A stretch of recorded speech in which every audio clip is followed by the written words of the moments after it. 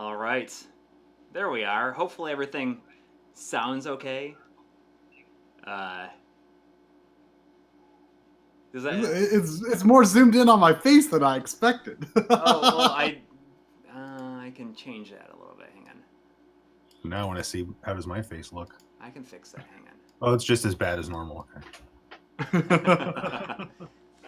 As you can see, Chris has taken my spot in the top monitor for tonight. Wow, you didn't have to do that. Well, I mean, I got the big screen tonight. True. So this was kind of a last minute decision that, I mean, I guess right around like 5 o'clock, I said it would be fun to do this because we haven't done this in probably over 2 years at this point. And I don't know if it's been that long, but I feel like it has. I mean, it's been a year since we went to Japan, and we didn't do one like within a year before that either. I'm pretty sure that's been just a long time. And I mean, I don't know. Like, I just haven't been feeling like playing anything today, so I was just like, let's do this because it sounds like it'd be really fun to just kind of get nostalgic and look through the old magazine. So I grabbed a couple of magazines, but usually we can only make it through one. But we'll see how it goes. But before you get started, though, just to speak to just how much I love you guys, lest you ever question that fact. The fact that this was so like last minute. I was supposed to make slow cooked baby back ribs for dinner tonight, and instead my dinner was a banana with peanut butter smeared on it and a glass of milk. I feel kind of horrible now. I hope. Yeah, I figured that would probably be especially offensive to you. I hope. I hope those baby back ribs get eaten tomorrow. Oh, I'll cook them tomorrow. Yeah, no big deal. So everyone has to let me know if the sound level is good. I can adjust it a little bit here, but I am in the kitchen of my attic, which is, this will look like a familiar surface, but this is where I shoot all the B-roll almost. Kind of give you a little look around here.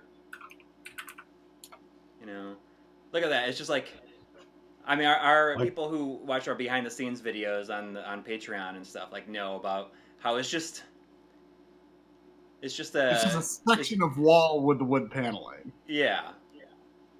So I mean, I got a bunch of my tools, all my soldering stuff I've been doing over here, and so yeah. I mean, this is when you see the table surface in our episodes. This is where it's shot at. Or at least that's Coury's table surface. Yes, exactly. Yours is a little bit lighter. Mine's a little bit more cherry colored, I guess. Yeah. So I just thought it'd be kind of fun to we had a couple of magazines, but we decided to look at GameFan from September '95. So this is the PlayStation 1 launch issue. It says right up here. It says Sony strikes September 9th, and you are not ready. I mean, do you remember, Chris? Do you remember the ad campaign? The "You Are Not Ready" ad campaign? It's not something I'm proud of, but it took me a while to figure out what that was. Like one day I was looking at it, and I had like this epiphany. I was like, oh, I get it. Yeah. Because for a long time I was like, what's Note? Oh, it was Enos Lives. Enos. I don't even know what Enos is. I don't really know. I still don't know what that is. Is that? I guess it's Sony with the syllables switched, but yeah, that's true. So yeah, let's get going. Let's get going. You see, you've got Lord Voltar in the chat. Ah. He's just as surprised about your attic kitchen as I was when you showed it to me. Like you're living high on the hog over there when you've got a kitchen in your attic. Well, the thing is this house, it used to be an apartment up here. Yeah. So that's the reason it's like that. I have a bucket to pee in my basement. So it's practically the same thing. Well, I guess. I mean, so I mean there is a bathroom up here too. Just so you know. Well, now you're just bragging. No, the stairs are not narrow or anything. It's just the railing is not very good. But maybe later on I can take this off the tripod and I can kind of give people a look around if they want to see it. I mean, I was showing you out my window earlier. Oh yes. So right away, I mean, they're starting off with an ad. It's funny because all the Battle Arena Toshinden stuff, like, really focuses on Sophia, like the character of Sophia. Yeah. Yeah. Did you guys? So anyway, hold on. So did either of you guys have a PlayStation at or near launch? Not anywhere near launch. No, I mean, this is something that I've said a lot of times, and you guys obviously, like 95 was around the time that I was like starting to pay attention to like what was coming up in games. But I have a hard time getting in the mindset of the people who are like hyped for the PlayStation because you'd seen, the CDI and the 3DO. And what about the PlayStation from my perspective at the time who wasn't paying that close attention? Like, it didn't. Because it seemed like another Sony had no clout. Yeah. Like in that field. So the hype for the PlayStation in retrospect has always seemed a little strange to me, but I'm sure it was really pushed in a lot of the magazines. Well, I didn't really feel like it was that hyped up ahead of time, at least that I noticed. I saw really quick that we got a $2 donation from Potbelly Punch. Thank you. And he says, have you looked at the developer's demo PS1 disc? And I used to have it, and I lost it along the way. I don't know what happened to it. And it's kind of upsetting to me, because it actually is... like sells for a lot of money now, and it had a really good you could put it in a CD player, and it had a song by Tommy Tallarico called Wind Chimes that was very good. Was it included in a magazine? No, it was with the early systems, but now it's like goes for like $40-$50. So we still I don't know what demo disc you guys are talking about, because I have like the demo disc that came with the launch PlayStation, and it has does it have purple. like the packaging is purple, or like the cardboard sleeve that it came in is purple? The one I'm talking about is called PlayStation Pix. Okay, this is a different one. This is a it's black, and it has kind of like white graffiti on it. Sounds kind of cool. Anyway, I was only asking because, like, I didn't get a PlayStation at launch, but I was working at Radio Shack at the time, and one of my coworkers and like all of his friends were all like super amped about getting a PlayStation, and Battle Arena Toshinden was the game that they all got. So. Which I don't know why that was. I mean, it's an okay game, I guess, but yeah, I mean, I never thought it was that great, but at the time they were kind of pitching it as the Virtua Fighter killer. Yeah, everything had to be a killer for whatever was the top game in the genre at the time. So it looks like we got. I mean, Saturn's already been out, so we got Solar Eclipse on the Saturn here. Zoom in just a little bit. Sure. On this guy right here. Wow. Oh yeah, so Batman Forever must have just come out that past summer, the summer before this. If the game is just coming out. And we got the top 10. The reader's top 10 is Donkey Kong Country. Was Donkey Kong Country even out yet? It came out in November of... It came out in November. Okay. So it's pretty That's close. Most Wanted. Oh, yeah. Okay. And in the arcade is Street Fighter Alpha. I really love the music. I wonder who the developers, like, who are they polling for that list? I don't know. I'm just going to back out just a teeny little bit. Oh, yeah, the developers. Oh, it says this month's guest developer is David Perry of Shiny Entertainment. Wow. Ah. So he's excited for Virtua Fighter Remix. It's funny because Virtua Fighter Remix basically came out right after Virtua Fighter came out. It seems like they were already. Yeah, and they mailed. I think you got it for free, right? If you bought a play or you bought a Saturn and got. I think so. Yeah. They sent you a copy of Virtua Fighter Remix for free to make up for supposedly how bad the first Virtua Fighter was, which I don't think I agree with, but whatever. Okay, so Potbelly Punch is saying that developer's demo was a pre-order for those who pre-ordered the system. So am I right in saying that makes more sense? That's the one with the black cover and the white graffiti writing? Because it goes for like $40, $50. Is there anything on it that's like? No, it's just tech demos. The release games. No, it's just tech demos. Oh, it's tech demos. It's not even game demos. Right. That's interesting, though. So even here we got the Jag CD. It just $149, man. What a deal! It's about it's $149 and it comes with $100 of free games. That's when you know that there's basically no coming back. Yeah. Oh, for sure. I mean, when you have like four or more free games with your system, like it's over. I mean, is there any system that like got to that point and was able to come back? Well, I mean, Super Mario All-Stars and Super Mario World shipped with some Super Nintendo. But that doesn't really count. I don't think that counts. There's something about the way that Jaguar's eyes, like, it's like the little hole in the middle of the CD is like its nose. And it's like Jaguar's just like bloody teeth, like in the like, but it's like if that Jaguar was actually going to be inside that Jaguar, like hiding, waiting to leap out, I feel like he's at an odd angle. Something about it is unsettling. Yeah, well, only $150. What does it come with there? I see Blue Lightning, Mist, VidGrid. Well, VidGrid always came with it. It comes with the Tempest 2000 soundtrack. Well, that's cool, I guess. It's like, here's the games that are coming soon for the Jaguar CD. VidGrid's actually kind of cool, but it's all music videos, so like I could never show it on my show, or I would just get a copyright strike. No go in the chat says it looks like a toilet. It kind of does. Commonly, people say that it looks like a toilet. I've never heard that before, but yeah, quite fitting.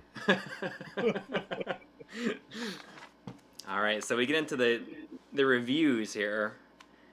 Very quick. Got Toshinden, air combat. Like, why do they call it air combat at first? And because with the second game is when it became Ace Combat. Yeah. I mean, is that a deal where, going from like Soul Blade to Soul Calibur type thing, where it's just like I don't know. I mean, what's it called? Is it called Ace Combat in Japan? That's exactly what I was just going to ask. Yeah, I don't know. I mean, they might have just thought it sounded cooler for the U.S. and then they were like, yeah, let's just call it the same thing as. I mean, air combat is like the most generic thing you could possibly call that game. Yeah. Maybe they thought Ace Combat. They're like, who's gonna know this is about airplanes?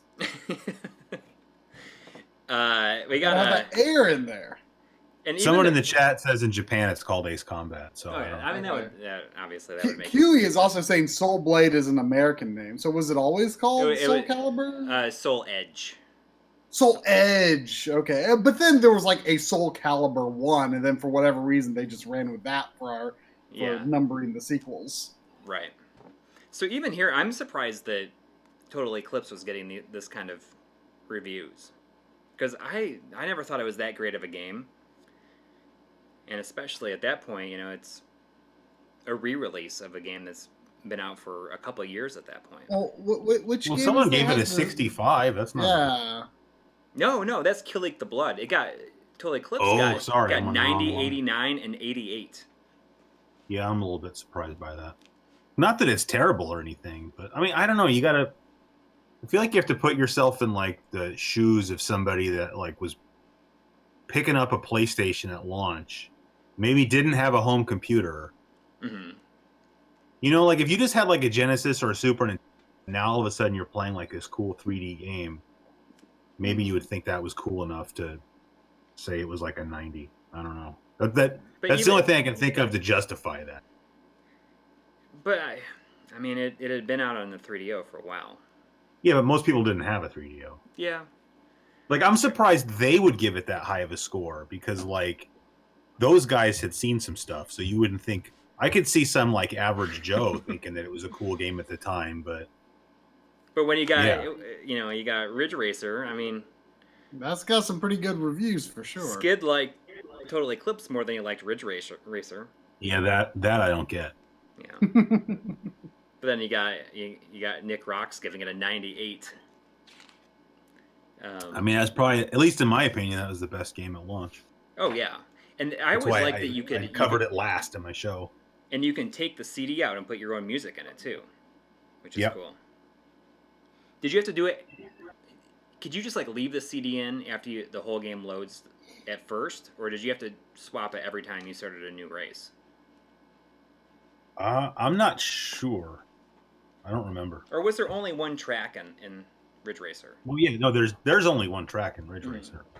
I don't know if I had to load other things and need the CD back. Well, that would be kind of lame if you had to keep switching them back and forth. Yeah. I'm sure somebody in the chat will know the answer to that question. You got some smart people in your chat. Oh, never mind. Some guy says he always liked Killy, so I guess you don't know smart people. Killy the Blood? I'm just kidding. I wonder if Crazy Ivan is going to be in this issue or not. I don't know if that was a launch game. There's a long box game, but Crazy Ivan. Okay, we got Rayman. Shinobi Legions is the game of the month, though, which is pretty good. Is it? I don't know. You like that game? I thought it was pretty good. It's interesting. I like the style of it. It's something about, I don't know. It was very unexpected direction to me. It was like FMV people, like Mortal Kombat style Shinobi. I don't know. I definitely have a soft spot for digitized actors. So. Wow, Christopher Lyman, I have not played it myself. In the chat says he has most of the old gaming magazines, almost a full run of EGM starting in '91. Wow, that's pretty cool. That's super cool. I mean, I've kind of slowed down on buying magazines off of eBay, but it's going through old magazines is one of my favorite things to do nowadays. I got Virtua Racing on the Saturn. Did that come out on the Switch yet? I don't know if it came out in the U.S. I mean, it did in Japan, but I'm not sure if it's out here yet. Yeah, I don't know if it's out in the U.S. yet or not. We got Space Hulk and Blue Lightning. Blue Lightning is, I guess that would have been a disappointment because that was considered the best game on the Lynx, I think. Yeah. At least early on. Space Hulk, though, to go back to Space Hulk, I have a Space Hulk story. Oh, yeah? Quick. It's very, very quick story, but with horrible consequences at the end. So I went over, this would have been January of 95.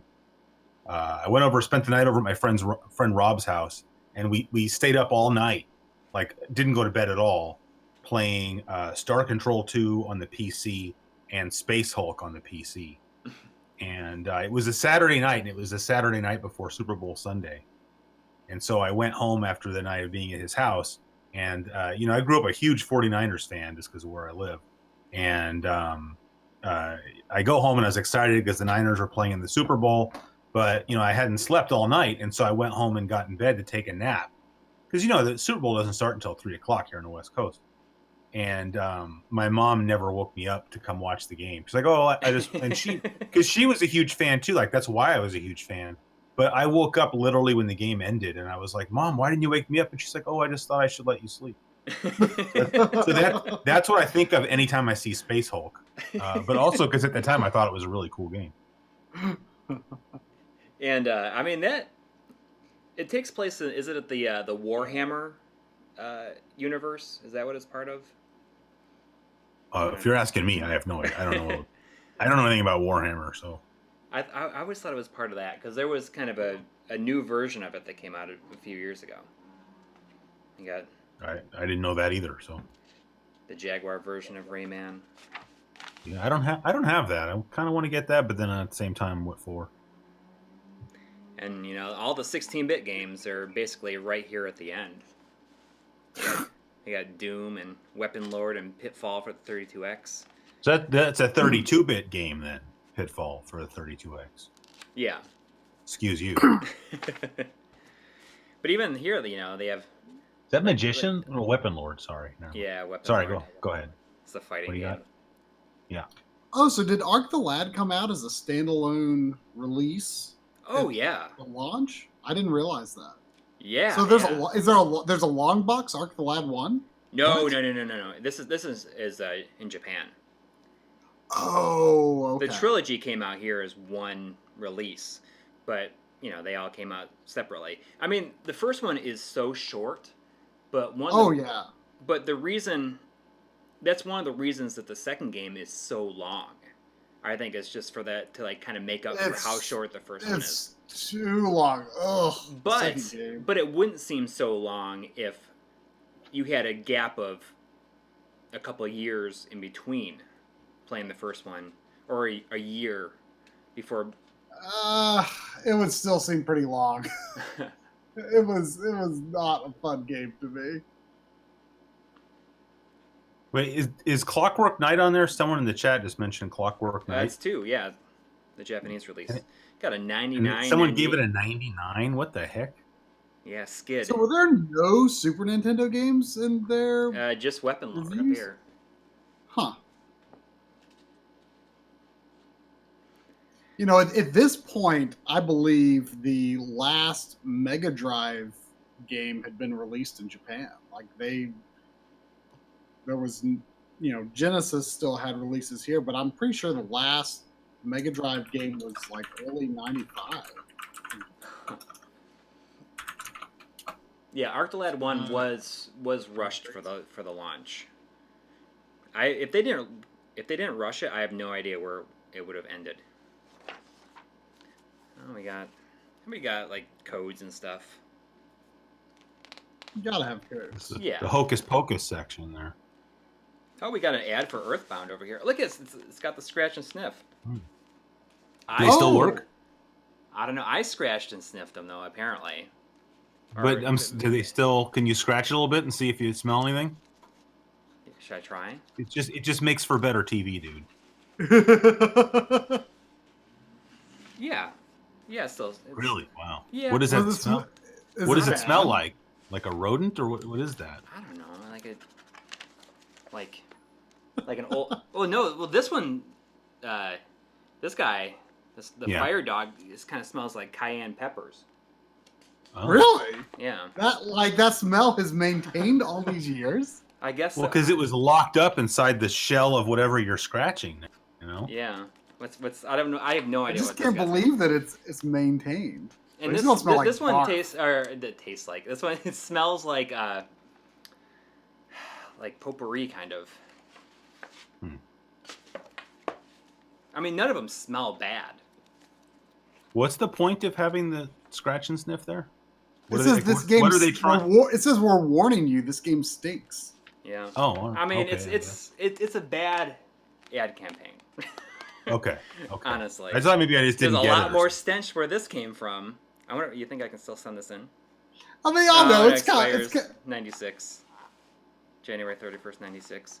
It's actually kind of surprising that this is such a late release. I didn't realize that it was so late.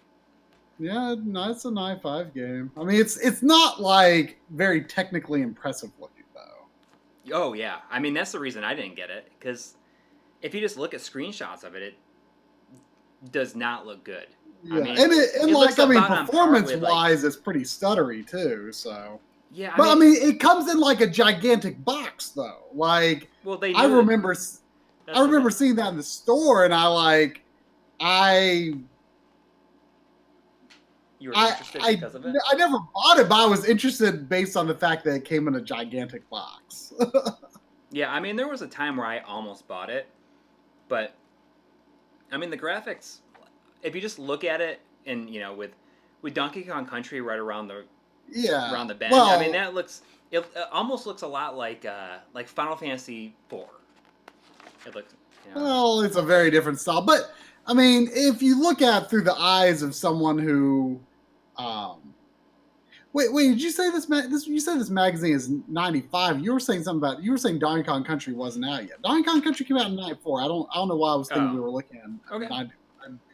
My brain, yeah, it came out in November 94. Donkey Kong Country 2 comes out in November this year. Okay. Wow, look at that Virtual Boy. I think I've ever seen a Virtual Boy ad before. Well, now you have. Wow. Did you guys ever, I mean, I'm assuming you never had a Virtual Boy back in the day, but did you ever like see one at the store at least or anything? I did. I played it at the store. I mean, I don't remember being offended by it when I played it in the store. Yeah. I mean, I was like, this is... I remember playing like... Can you imagine the end of the world happening and you're in the wasteland and this is the only thing? Only games that sounds like a Twilight Zone episode. I mean, I think I played Red Alert in the store, and like the 3D perspective was really confusing to me. But I played Wario Land, and I thought it was fun. And I mean, Wario Land is the best game on the system, I think, and I think it's a really good game. It's funny. I was just telling. Go ahead. Sorry.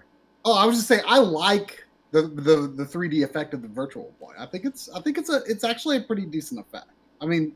Yes, it's only red, but it's a good effect. Like I do not hate the Virtual Boy. I kind of like it. I got rid of mine. I'm kind of sorry I did, but my office mate at work just got back from New York City, and she went to the Nintendo store, or whatever it's called, in Manhattan. Oh yeah. And so I'd never been there, but she was showing me pictures, and I guess they have a big display with like every game console they've ever made.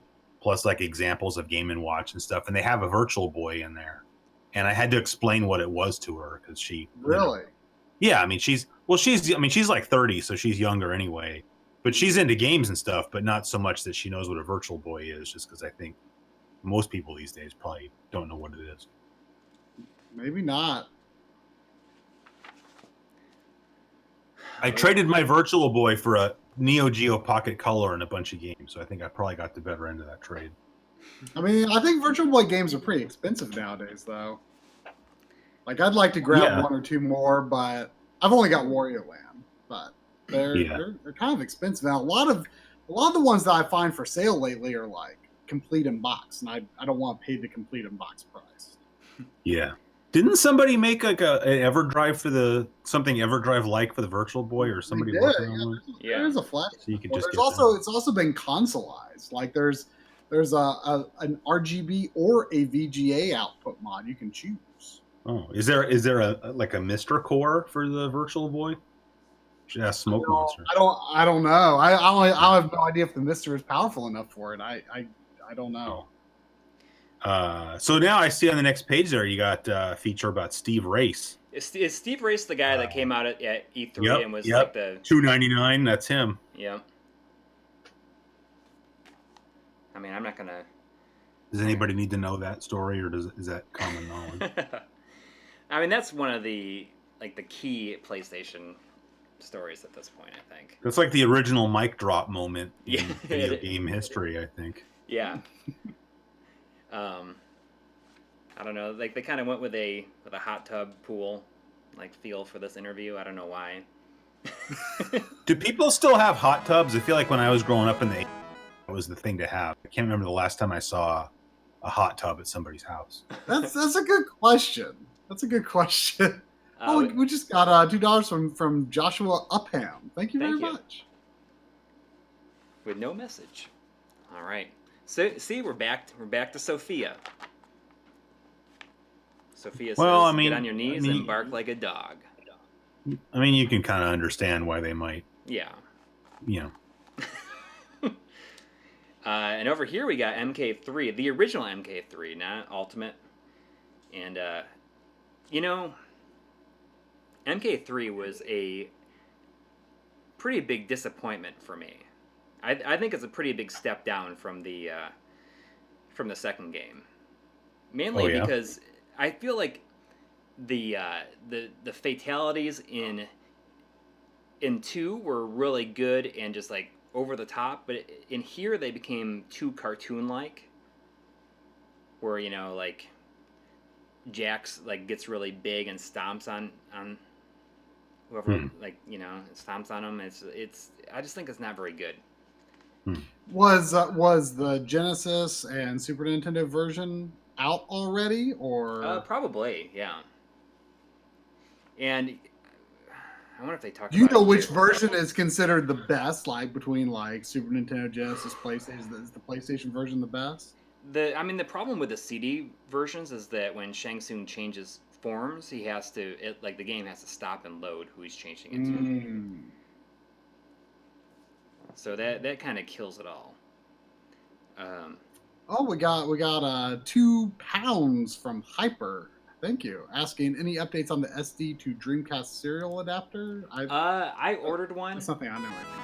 Wait, what's this? It's just a serial adapter that plugs into the back of the Dreamcast that you can use a program called Dream Shell to copy your save files onto an SD card. I guess I should talk about that really quick. So the memory cards episode was supposed to be my next one, but due to waiting for that, and also the script was going to cover internal saves, RAM cards, and memory cards, and it just got to be longer than the other one, so we split it into 2 videos. So it's gonna be 3 videos. It's gonna be saves, but we didn't want to but not in a row. It's not gonna. We didn't want to do it in a row because I think that would annoy people a lot. And plus, I just got a bunch of freelance work that I've been really kind of crushed with and have not been able to do it. So I am working on a video that's just gonna be me, but it's looking at a whole bunch of what I like to consider game hacks for people who don't like hacks. Yeah. That's probably me then. Yeah, I mean, it's just more utilitarian types of hacks. Yeah, stuff that like fix little aspects of a game or very a little quality of life. Or like things where there were changes made to the U.S. version, so they're like restorations that have the Japanese stuff but in English. Yeah. So it's gonna be. I mean, the script was 13 pages, and wow, I have a lot, I mean, it covers a lot of stuff. We got $1.99 from Geekcast saying, "Love it. I've collected all video games and computer entertainment and Sega Visions." VG&CE is a magazine that, upon revisiting it, I see a lot more value in it now than I did when I was young. Thought you were getting ready to talk some smack. I love that magazine. Yeah, well, that's the thing is, I thought it. I still bought it because I bought every game magazine that I saw growing up, but it was a little bit too wordy for a a 12-year-old probably. That's understandable. Yeah. So moving on, I mean we have Loaded here, which is a game that I've never played, but Chris, you said that you really really like Loaded. Oh, it's just I remember, Anthony's house one time, 5 or 6 years ago, probably more than that actually, and he showed it to me and I just thought it was pretty cool. I actually played it on a recent live stream. I like it. It's just I think. Is it better than Reloaded? I haven't spent, I think I have, actually I might not even have Reloaded. I don't know. I don't want to say. I don't know.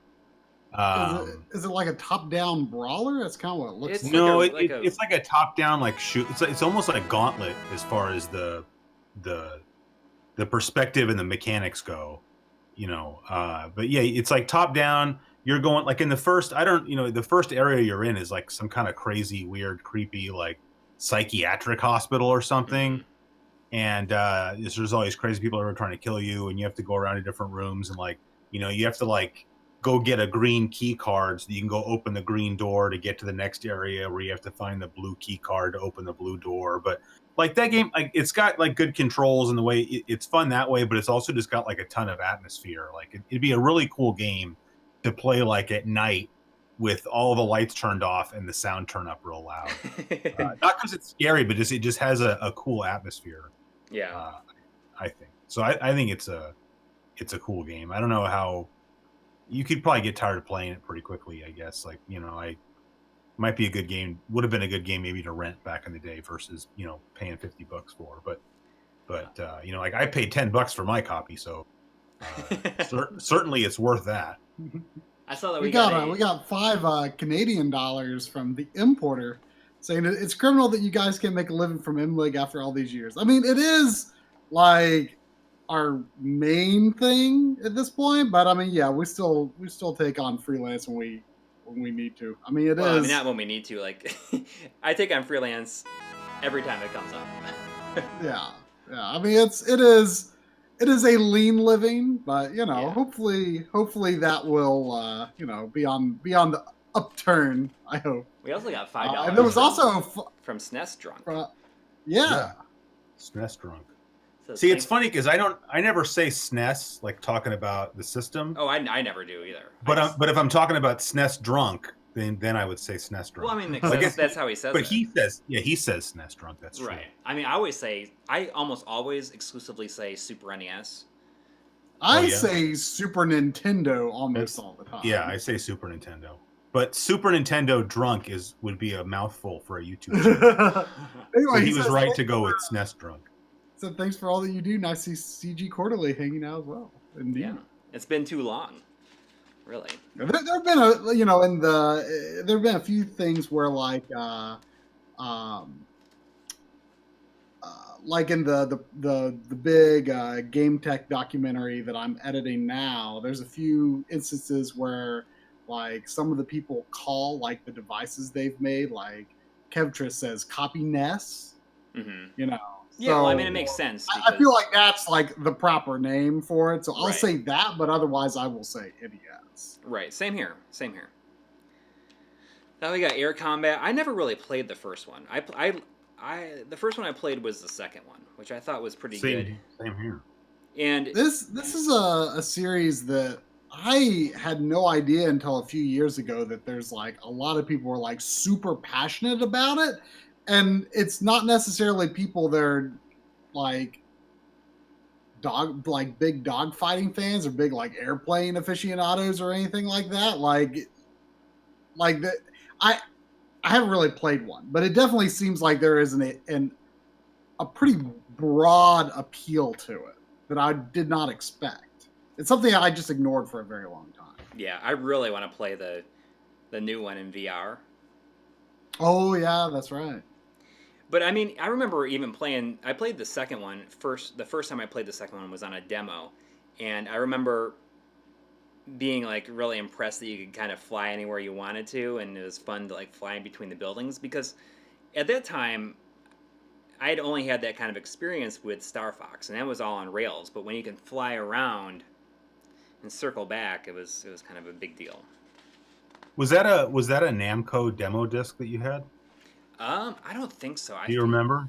I feel that's how I got into that game, because the same as you, I played 2 first, and it was on a Namco demo disc. I mean, that would make sense, because I mean, there was only demo discs with like pack-in stuff at that point, or like the PlayStation Underground stuff, because or they would send out demo discs to like Software Etc. and stuff, and that's how I got that Namco demo disc. Right, but that was before like official PlayStation Magazine had stuff like where they were just giving away discs like every issue. Extreme Games.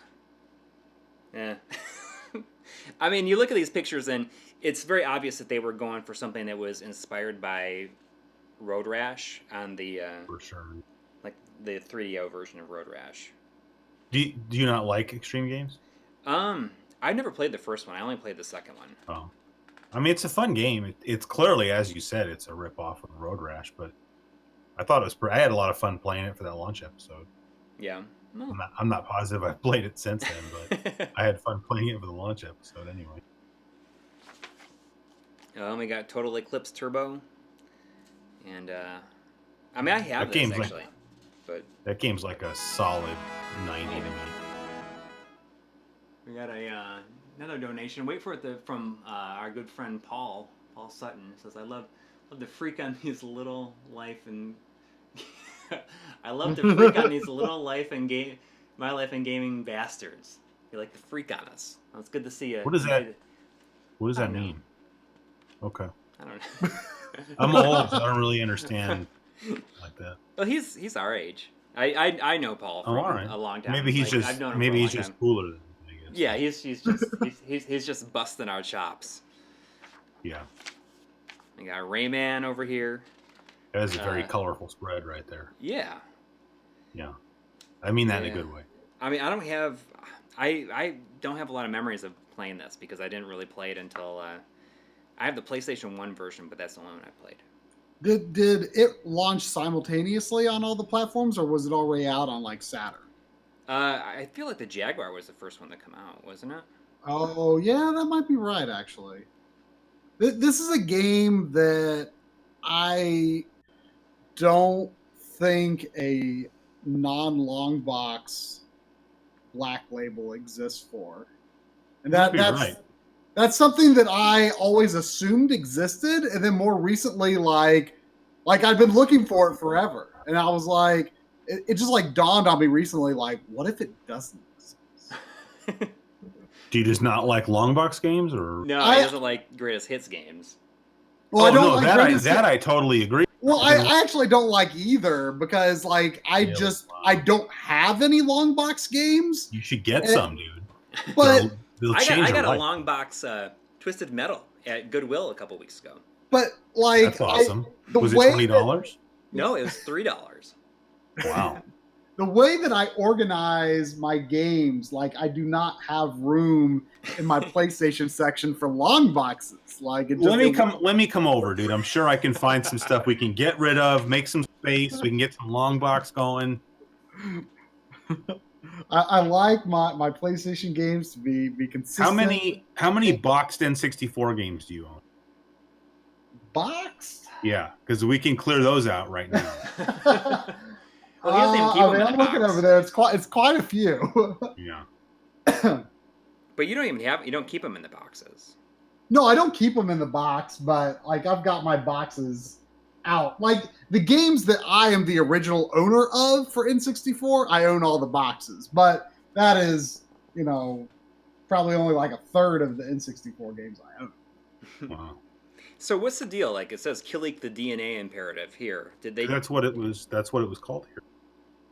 Oh, so in Japan it was Killik the blood. Oh, we got an. Yeah. Oh, that's Paul with another donation saying, make sure to read the College Football 96 review. Then it'll make sense. He knows where we're going. Where are these donations coming from? I'm watching in the chat. I don't see. Well, he does it through. He doesn't go in the chat. He's doing it through the Streamlabs PayPal link. Oh, I don't know what that is, but okay. It's just a direct to PayPal. It doesn't go through YouTube or anything like that. All right. But he doesn't. He doesn't come into the chat. He just like he drops comments with whenever he like wants to comment, he just like donates and it pops up. You got Toshinden, the Raiden project. This is pretty expensive nowadays, isn't it? I bought that recently as part of like a small bundle of games, but yeah, I think it's probably like $50-$60 maybe. That might not be super accurate, but yeah, it's not cheap. Is that the cool game though? Well, cool. What entry in the series is that? Is that like a remake of the first one? Yeah, it's not it's like an arcade perfect port of 1 and 2. Oh, I see. Okay. Like it's the both games are on there like separately. You just pick which one you want to play. Oh, so yeah, that's pretty. The cool thing about like the whole thing I talked about in the launch episode with those games is that you can use a Game Shark code so that you can still have access to like the Tate or Tate or whatever mode, so that you can actually flip your TV and it'll flip the controls for you. Oh, so really? Yeah. Okay. Because they didn't want to let American consumers do that because I don't know if they thought they'd get sued. I don't really understand. But like in the Japanese version, it was just there. And so you could play as a side scroller essentially. Well, no, I'm saying you could play it. You could actually flip your TV, actually play it as a proper vertically scrolling shooter. But in the American version, you could have it where it would flip the image so that you would get that pixel perfect representation of the game, but it wouldn't flip the control. So then you had to play it like you said as a side scroller. Got it. Which is kind of not cool. Right. but you could use that code, and then you could go ahead. And, so instead of like getting rid of the mode, they got rid of the option in the menu. Yeah, that's silly. So it's like only half there, I guess. Yeah. We got previews for some upcoming games. Warhawk, I think, is a pretty good game. I felt like that was one of the most impressive launch games, or close to launch games. Yeah, it's close to launch. But yeah, I mean, it's a pretty cool game. I have that one. Yeah. I mean, that's the kind of game I think if you would have got. I mean, I don't know how much fun it'd be to play these days, but certainly I think if you got that game when it came out, it was pretty impressive. Yeah, especially since it's free roaming and it's a pretty cool flight simulator. I mean, you got this cool like hovercraft plane thing. Yeah, who doesn't want one of those? Yeah, it's pretty cool. Twister Mental, Primal Rage. I just say Twister Mental because we had this one when I worked at Electronics Boutique. We had a guy come in and always called it Twister Mental. You got Twister Mental 3? Oh, is this Legacy of Kain? But are they calling it Raising Kain, or is it just like just the title of the? Yes, it's Legacy of Kain because it was already out on. Blood Omen. Yeah. Yeah. What's that game with the person like crouched behind the bush? Like from this distance, it's hard to get a perspective on that, but that like it's the same looks thing. Impressive. It's like a ground level 3D rendering of what is happening in Legacy of Kain, probably. So I just want to say real quick. So someone named Russell in the chat was saying, so I guess big shooter fans prefer vertical over horizontal. I just want to say, no, it's not true. It's just I think you want to play a game like the way it was originally meant to be played. So it's just like, you could have it rotate right in, on your TV, but then everything would be rotated and it would just look weird because it's a vertically scrolling game. But then other than that, you're playing the game shrunk down on a 4:3 display. So it's just not playing it ideally. Like I don't think horizontal or vertically scrolling games are better. It's just if you have a vertically scrolling game, then how much cooler is it if you can play it in the same aspect ratio as it had in the arcade? We got Myst. That's all I had to say. We got Myst on the Saturn and Robotica. I have this version of Myst actually. Oh right. When I bought that Sega CD Model 2, it included WWF, like Rage in the Cage, and strangely, Myst for the Saturn, which doesn't really make any sense, but it came with it. I guess they. Really I've never played Myst. I don't know how I've made it this far in life, having never. I mean, do you have any real interest in playing it now? I mean, not really. I liked it a lot back then. See, we got more Saturn Rayman, Shinobi Legions. We talked about that already. More Shinobi Legions. I mean, I played that on stream, and then I think I beat it during the 24-hour marathon we did. Yeah, I'm pretty sure you did. You had some trouble though. I did, with the last boss specifically. High Velocity. I don't think I've ever played that.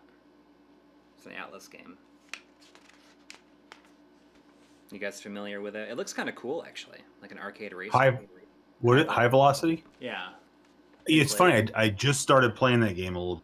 I need to record some gameplay footage of it for an episode I'm putting together. So. Oh, really? I've only played it very, very little, but yeah, it's like an arcade-style racing game. Kind of reminds me of, kind of like Ridge Racer, actually. Not as good, but. Is it expensive, or hard to find, or anything like that? Oh, I mean, the copy I'm using was free because I earned it. Oh, I get. Yeah, that makes sense. Sorry, I don't. That's all right. I just need a few minutes of gameplay footage for a magazine read through. I can't be buying up all those games for that. Yeah, especially since it's an Atlas game. Yeah, I could imagine maybe it's pricey. Who knows? We got Black Fire over here, which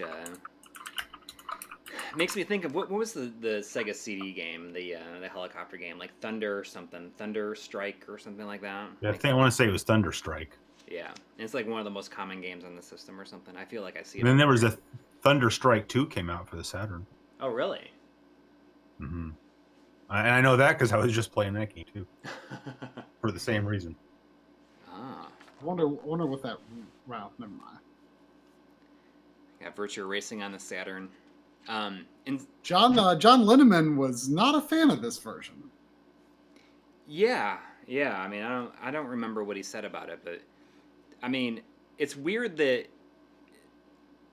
So was it developed by Time Warner? I mean, Sega didn't develop it themselves, or is it? I feel like it was only published by them. That's right. That's such a weird thing. Like maybe Sega felt like after they did the Genesis and 32X versions, they didn't want to do this one. Oh, we got Virtual Highlight here. Didn't you just get this? I didn't get it. Our friend Audie just got this. Oh, that's right. I remember seeing it posted in one of our Discord chats, and I was like, where was it? So, if in our M2 documentary, we one of the people that we interviewed in that is Tokihiro Naito, who is the creator of Highlight. Mm-hmm. And I don't know if he had any involvement with this. Like, is this like a port of the original game? But it obviously looks like it's from a behind the character perspective. Well, it's supposedly like, I mean, I've never played it, but it is supposed to be like really, really bad. But, yeah. It looks like, is it digitized actors? Yeah, I mean, it kind of. I'm kind of into this aesthetic I'm seeing here. Yeah, I mean, it's supposed to be not great, but I remember when we after we finished talking to Naito at M2, he like talked about the first one, but he's like, the ones that came after, I'm not so proud of. Mm. Because I said I'd only really played the Genesis version, which was a Super Highlight. I definitely have a soft spot for games that have like super generic fantasy archetypes.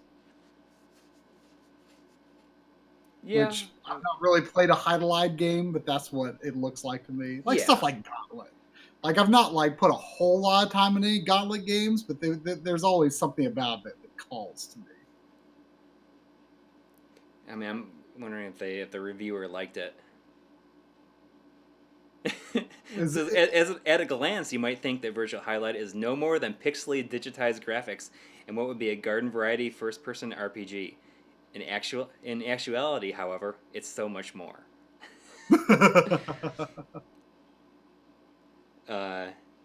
One of the coolest aspects in Virtual Highlight is that each time you play, you can create a new world, and even tailor the difficulty. Is it procedurally generated? I'm out.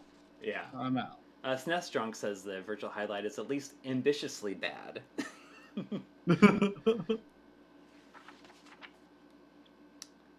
What is this? Blade Force. That's a pretty 90s title. Blade Force. Yeah. And the Killing Time. I have not played this. Looks like a first-person shooter though, like a Doom-like. Oh, here we go. You guys ready to go in the 3DO zone? Oh man. First up is Balls Director's Cut. Ooh, because that's what everyone was asking for. We really want to do a director's cut of Balls. Yeah, there's so much content cut by the publisher, you know? Yeah, I mean, we had to cut at least 18 characters to make it out in time. And here we are, right back to Blade Force again. Okay, so this is like a helicopter game. You fly around. I don't know. I don't really... It looks kind of familiar. Kind of makes me think of... what was that PlayStation game that was... was it G-Police? Where you kind of fly around this like this helicopter airship type thing. Yeah, it was like you're like a futuristic cop that was like flying a helicopter. Yeah. Yeah, that was G-Police. I rented that one. Yeah? That was was that like a 2-disc game? I think it might have been. G-Police. I gotta make sure I'm not mixing it up with something else. But yeah, I mean... So you gotta... Go ahead. Oh, no, I didn't know where I was going with that. I was gonna say you gotta balls the director's cut ad over there. Oh, yeah. I mean... You know. I mean, it's hard to say how... They could have gotten so much more edgy with it. I know. One ballsy move and suddenly I'm sucking sidewalk. the 3DO, the real 3DO zone. Is the director's cut only on 3DO? Probably. Good question. It's exclusive. Oh. We got another donation. It looks like is that Paul? I can't see. It might pop up on the stream. It's like Paul Sutton again. It says best section of the mag. Blade Force was pretty good. Okay, so I mean, maybe I should look into it a little bit more. And here's Space Hulk again. And is this, you ever play this? Like Hey, should I tell my Space Hulk story again in case you ever played the Daedalus encounter? It looks like is that Tia Carrera from Wayne's World in this game? Is that who that is? Can you zoom in with the cool zoom feature of your camera? Yeah, is that who it is? I still can't tell. I need more zoom.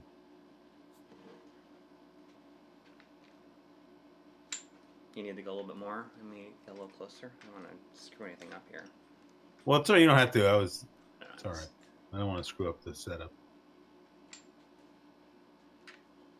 That guy under the way cool is very mid-90s looking. Yeah, with the goatee and everything. All right. Let me back out here. There we go. Yeah, I mean, I don't know anything about this game. Nor do I. Oh, and we got here's the secret boss codes for Street Fighter Alpha. Oh, and zoom it back in a little bit. Sorry. Oh. Is that better? Yeah. Is that readable? Enough. I really like the first Street Fighter Alpha. The first two were really good, I thought. And I know that 3 is really good as well, but I think the 2 is probably my favorite. Is this specifically referring to the arcade version here? I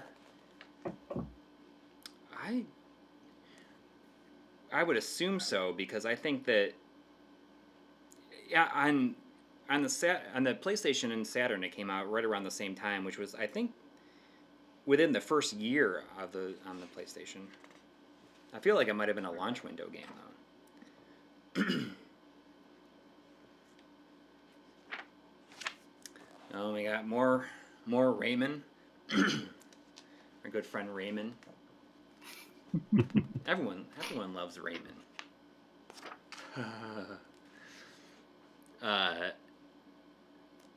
Blue Lightning. Wait, Blue Lightning. You know, if you bought a Jaguar CD for the low price of $149, you got Lightning for free. Yeah, and it's like it's brand new. For those who weren't here when we talked about it earlier. Oh, here we are. We're going into the 32X experience. The 32 experience. Ooh. Oh, but like, I always love to look at the old Chips and Bits ads, though. How did 32 Extreme not end up being the title for that thing? Maybe someone else was already doing it. Yeah. So what's Chips and Bits schlepping this month? Looks like Killer Instinct on the Super NES, Mortal Kombat 3 for the Genesis and Super NES for $69. Wow. PlayStation is $299, and Daytona USA is $52, and Batman Forever $64. I mean, when people say that, like, why are games so expensive? Yeah. I mean, they are not. I mean, this is 1995 money too. Yeah. What's $64 in 19? Exactly. Be like, it's got to be like $100, right? Yeah, for Batman Forever. Yeah. I mean, it is kind of amazing. I think that games aren't actually more expensive. Look, there's a kick and punch genre With Clay Fighters, Eternal Champion, Fatal Fury Special, Justice League, Maximum Carnage 2, VR Troopers, and Weapon Lord. Oh, they've got Hagane in there. Yeah, well, role playing is they've got a Lunar 2, Phantasy Star 4, and Popful Mail. Popful Mail. It's so CD. interesting to see it divided off by genre, because I feel like, nowadays, like, genre is increasingly meaningless. But like back then, like, I think it was maybe a little more manageable to try to define what these games were. Yeah. But even then, I mean, Game Gear games are, 30ish, mid 30s. So, I mean, it's just, it kind of puts things into perspective, I guess. Oh, yeah. I mean, Game Boy games were usually $30, and then, at some, like, I think most DS games were also $30, maybe. But I think in the early days of the Game Boy, I think they might have even been $20. Really? Wow. Yeah. Like, like, by the time it was like the 3DS and the PSP, like, it was, well, the Vita. I mean, pretty common pretty usual for games to be $40, which, I don't know, it seems like a lot for a just handheld game. But. So I never played Virtua Fighter on the 32X. Is it considered pretty good? John, in John's two-parter, was it a two-part? I forget how many parts it was, but his like complete look at the 32X library, he really liked this version. Really? Like, yeah, he said this was a super good version. That's surprising. I mean, it doesn't look bad.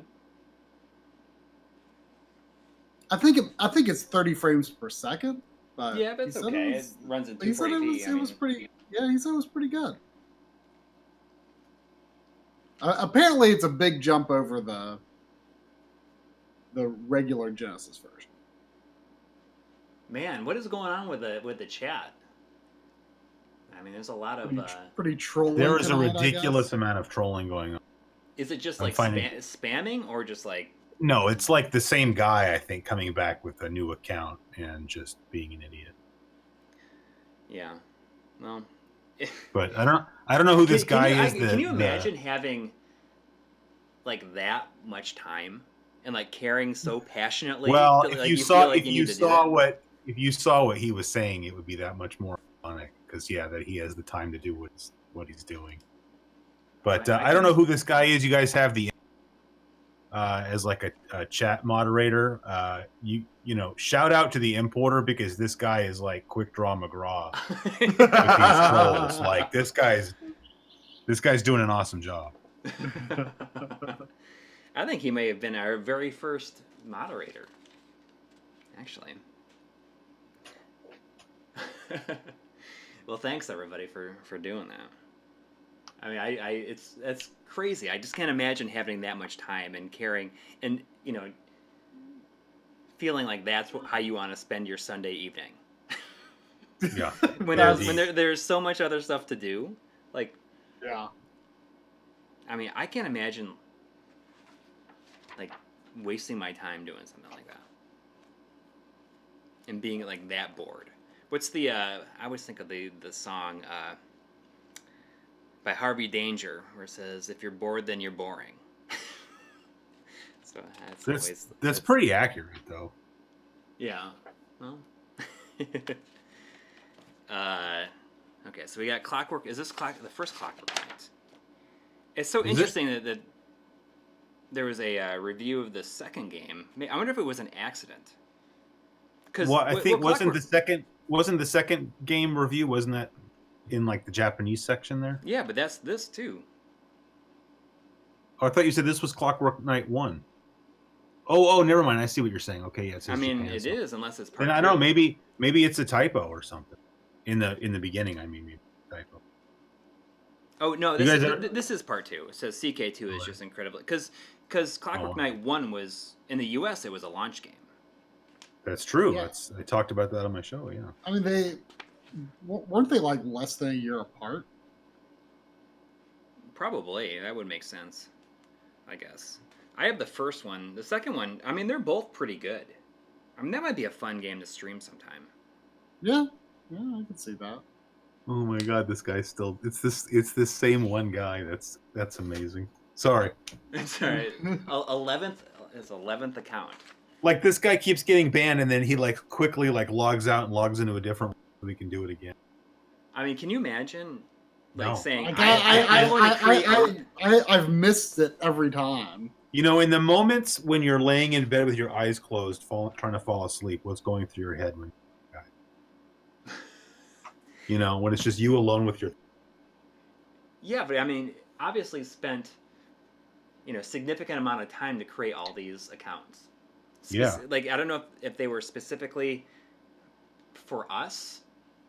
I don't think so. I think he's just, he's a Chelsea fan, so I don't think he's probably trolling some, soccer streams or something too. Oh, is that Chris Covell? Chris Covell? Covell, yeah. In the chat? Oh yeah, man. That guy's awesome. You're getting a shout out in the next episode. Yeah, or the next 2 really, because we talk about he gets another shout out in the internal save memory episode because of his TurboGrafx PC Engine homebrew program to be able to look at your internal data, see how much space you have left. Well, thanks for stopping in. I just downloaded the R-Type Super Graphics version you posted on Twitter a few days ago that I wanted to give it a shot. Nope. All right. Wing Arms is a game that I have not played. Can't tell you anything about it. It looks pretty cool though. I mean, there's a lot of helicopter and jet games coming out at this time. Yeah, well, I mean, you could free roam a bit more, so it was made it more appealing, I guess. But I mean, it looks cool. Like,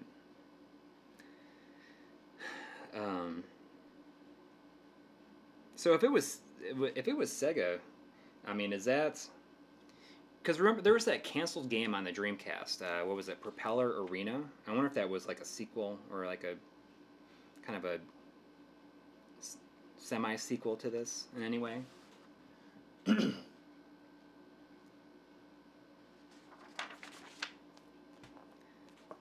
All right. Blue Seed number 9. Blue Seed 9. I've never even heard of that. I do like the name sounds really familiar. It's kind of RPG. It looks cool. Yeah. Overhead looking. But it's got some like first person, like almost FMV-esque battle scenes. Huh. I mean, that looks like an RPG dungeon map.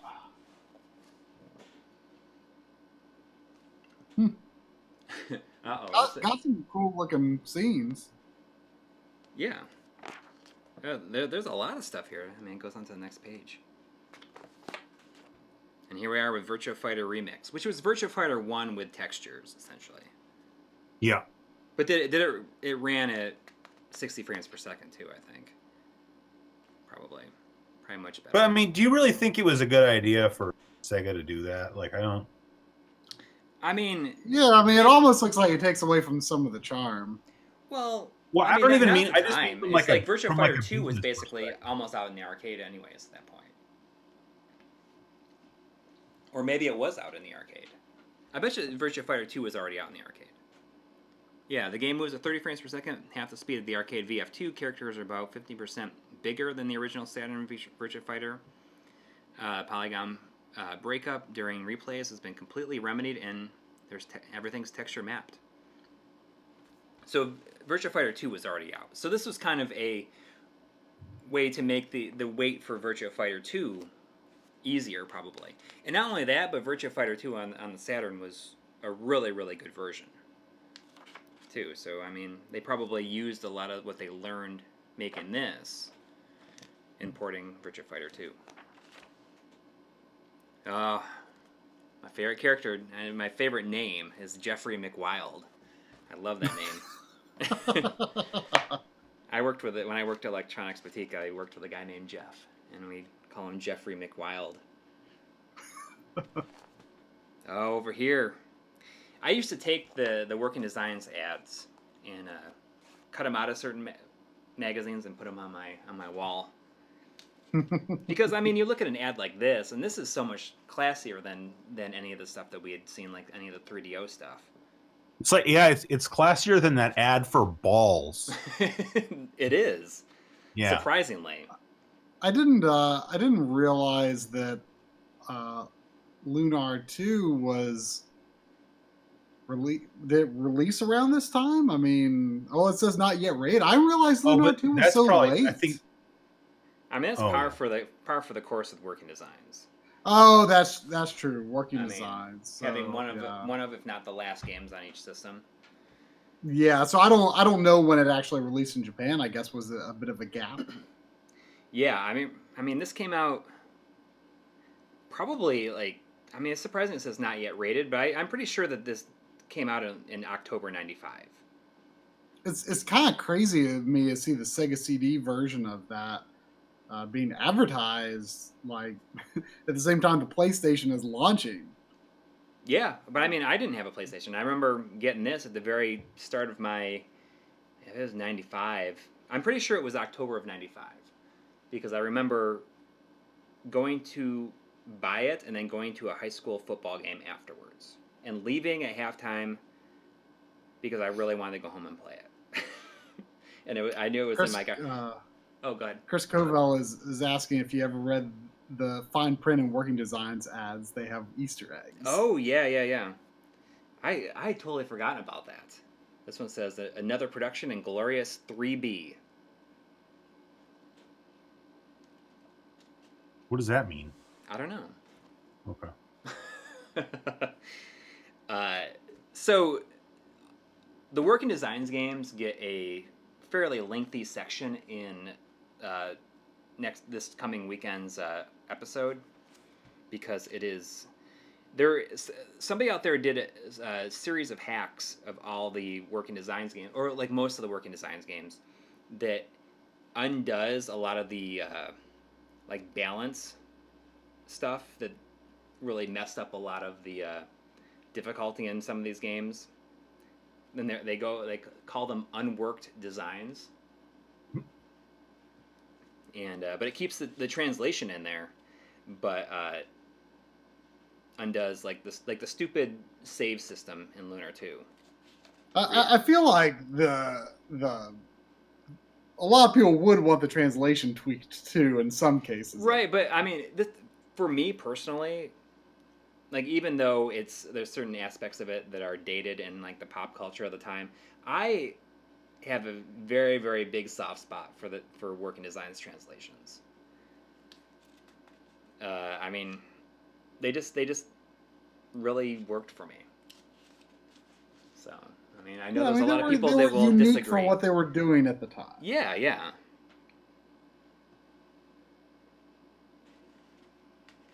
But yeah, Lunar 2, great game, but really, really hard. But the unworked designs version is what I might replay, because of if I ever revisit the Sega CD version in particular, I mean it's pretty difficult.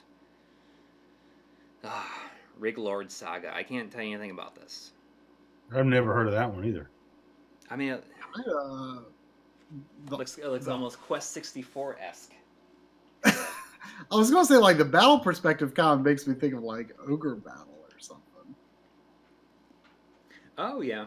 I mean, a little bit, but it looks like it's almost... You, walk around... Oh, it's got grid. Yeah, like a Shining Force type thing. I don't know. Who knows? It might be pretty good. eStorm Saturn previews. Can you push the magazine up a little bit? Oh, sorry. Yeah. What is some what good is that stuff over here. there? These are just previews. Which one? I can't see what that. I can't see what any of it is. Well, I'm not saying you need to do that. I was just asking you to just say what. We got Shining Wisdom, we got Guardian Heroes, and Steam Gear Mash. Ooh. Wow. Steam Gear Mash, that's really expensive, I think, these days. It sounds expensive. It does. I mean, you could. I don't know what that means, but it just seems like, oh yeah, I picked up Steam Gear Mash. Set me back a pretty penny. Down here it says, Ray Earth is now completed, and there is a chance that Working Designs will do the translation. If they get it, expect it to receive this power. If they get it, expect to receive this power action RPG in the second quarter. In the second quarter of '96. If Working Designs does action RPG. Yeah, I don't know. What does that mean? I don't know. If Working Designs does the translation, all the voice tracks will, of course, remain intact. So let's hope they do. So I don't think it came out until '98, which is kind of funny when you think about it. Oh, and here we go with Ark the Lad. I mean, so are they? They're just reviewing the Japanese version here, basically. Yes. Yeah. Because I mean, we didn't really have nothing like this came out at launch. It only came out as the set when all the three games were out, right? Right. I mean, you look at it here, and it's a pretty great looking game. Oh yeah, it's got good sprite work for sure. I mean, the first game was like straightforward enough to it was pretty fun. But then the second game is just it just drags on and on and on. And the worst part is there's these dungeons where you get into random encounters. There are these full-blown strategy battles, and it just takes so long. And then as you're leaving the dungeon, you'll encounter the same battles that you already ran into before. It's obnoxious. Unless you really love the battle system. It's obnoxious. But yeah, I mean, the first game is 4 hours long or something like that. Yeah, it's pretty short. And it ends on a I'd cliffhanger. rather play Shining Force for a game like that, in that sort of style. See, I would like to revisit this and replay it. Oh, we got more. I kind of want to play the third game. That one, aesthetically, just is more interesting to me. How tight are those shorts that Steve races with? Well, they're like scuba diving short type things. Oh, all right. Is he wearing a button-down shirt with that? Yeah. Well, okay. I mean, that's what they were going for. All right. So for the PlayStation previews, we have Dragon Ball Z Ultimate Battle 22, Philosoma, which is that really cool game that I streamed one time. That really cool shooter. Chris, have you played that? No. You should really try it out. It's a shooter, and it constantly changes from a vertical shooter to a 3D shooter. It's pretty cool. Yeah. Is it on the PlayStation Classic? Because I actually own a PlayStation. It's on the Classic. Check it out. It is not. Oh, damn it. What's that tennis game? Is that crappy one? That's Ground Stroke. Is that the crappy one? Oh, I don't know. It looks like I forgot the name of that tennis title of PlayStation. That was all horrible. I guess that's not it. Unless it's a different name or something. That's Hermie Hopperhead. This got that Mario looking hill down background. Here. Yeah, that game looks interesting. I didn't know about that until relatively recently. Yeah, but I don't think it came out here. I think it's in Japan only. Is it? It looks pretty good though. I mean, it doesn't look. I mean, it's pretty interesting looking. It definitely looks like a game I'd like. It's weird to see Dragon Ball in there because had Dragon Ball even really taken off over here yet? Oh, not here. No. I mean, I remember when Dragon Ball took off here. Everyone was just buying the there's like one game on the PlayStation 1. It was like Dragon Ball GT or something like that, and everybody wanted it. Because I remember that's when it took off. Like we couldn't keep that game in stock. Yeah, I mean it's just interesting to see it there. Did that particular one come out in the U.S.? This one or not? No. Yeah. Oh, no. okay. I'm pretty sure that Dragon Ball GT was the only PlayStation 1 Dragon Ball game. Oh, okay. Oh, we got Killer Instinct. Oh, for a limited time, you get the CD of the game music. Is it the Killer Cuts? Yeah. Chris, do you have the Killer Cuts CD? I do not. Someone gave it to me a long time ago, so I have it. Well, you guys are famous. You know. I don't know if that was in our soundtrack episode. It may have been. We got the Ninja Gaiden trilogy. I think. Ooh. Yeah. Isn't it? What? Oh yeah. I have never played that. I mean, I know it's supposed to be pretty bad, but I would like to give it a try someday, just out of curiosity. The sound is really bad on it, which is surprising. Oh yeah. I think I saw that in a video once. Ninja Gaiden is the only 8-bit classic that can survive in a 32-bit world. Wow, that's quite the statement. We got Castlevania Dracula X. Wow. Yeah. I didn't realize that was so late. Yeah, it was. I wish I had a cartridge of it, just for, having Castlevania stuff, but it's not that good of a game. Like, it was a pretty long gap. Like, the first time I played both Rondo of Blood and Dracula X was on Virtual Console. And, like, Dracula X did not come to Wii Virtual Console. It came to Wii U Virtual Console. So it was a pretty long gap between playing the games. I remember playing it's like, it's not the best Castlevania game, but it's fine. But then when I was going back and doing that Castlevania episode and playing Dracula X and Rondo of Blood like right next to each other, it's like, oof, this is it feels so uninspired. It just feels like, someone at Konami said, hey, we need a Castlevania game on Super Nintendo, make one, and they're just like, ugh, don't feel like it, and that's what they made. Now we got Doom on the Super NES. You ever played that? I haven't. I actually passed it up at Goodwill a long time ago, and I feel like an idiot for doing it.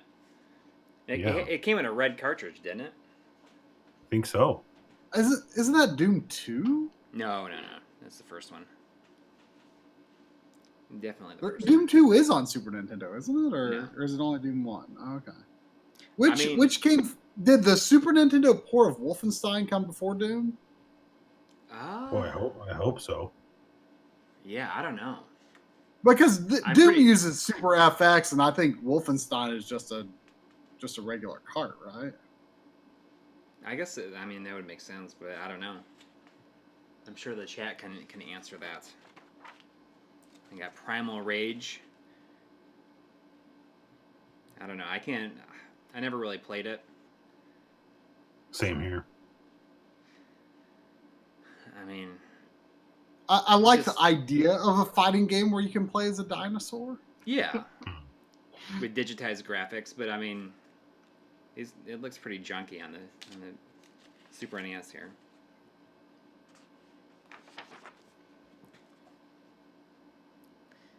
Some more previews. Mortal Kombat 3, Spawn and Gargoyles, WWF WrestleMania, Real Monsters, and Boogerman. Wasn't that a TV show? Real Monsters? Isn't it called isn't it like Real Monsters? Yeah. I don't think it's related to Monster in My Pocket, but no, that was cool. I used to have those little toys. We streamed that game like last month. Yeah, we streamed the NES game. It was fun. I always wanted to get like a complete in box copy of that game, because I don't know if you guys remember, if you bought the Monster in My Pocket NES game, it came with a little monster in my pocket. Like it was in like a thicker box because it had a little monster in it. Oh, really? Interesting. Yeah. So that was a Tom Du Bois cover. That was the main reason I got the game. And then it ended up being pretty good. Yeah, I mean, we beat it. We beat it the first time, but it was a close call though. Yeah.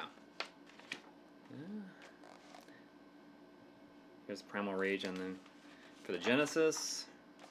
Oh, we got the Sega CD version of Batman and Robin, which is nowhere near as good as the Genesis version. It's just a driving game. Is it really only driving? Yeah. As far as I know. I mean, I'm pretty sure that it's only driving.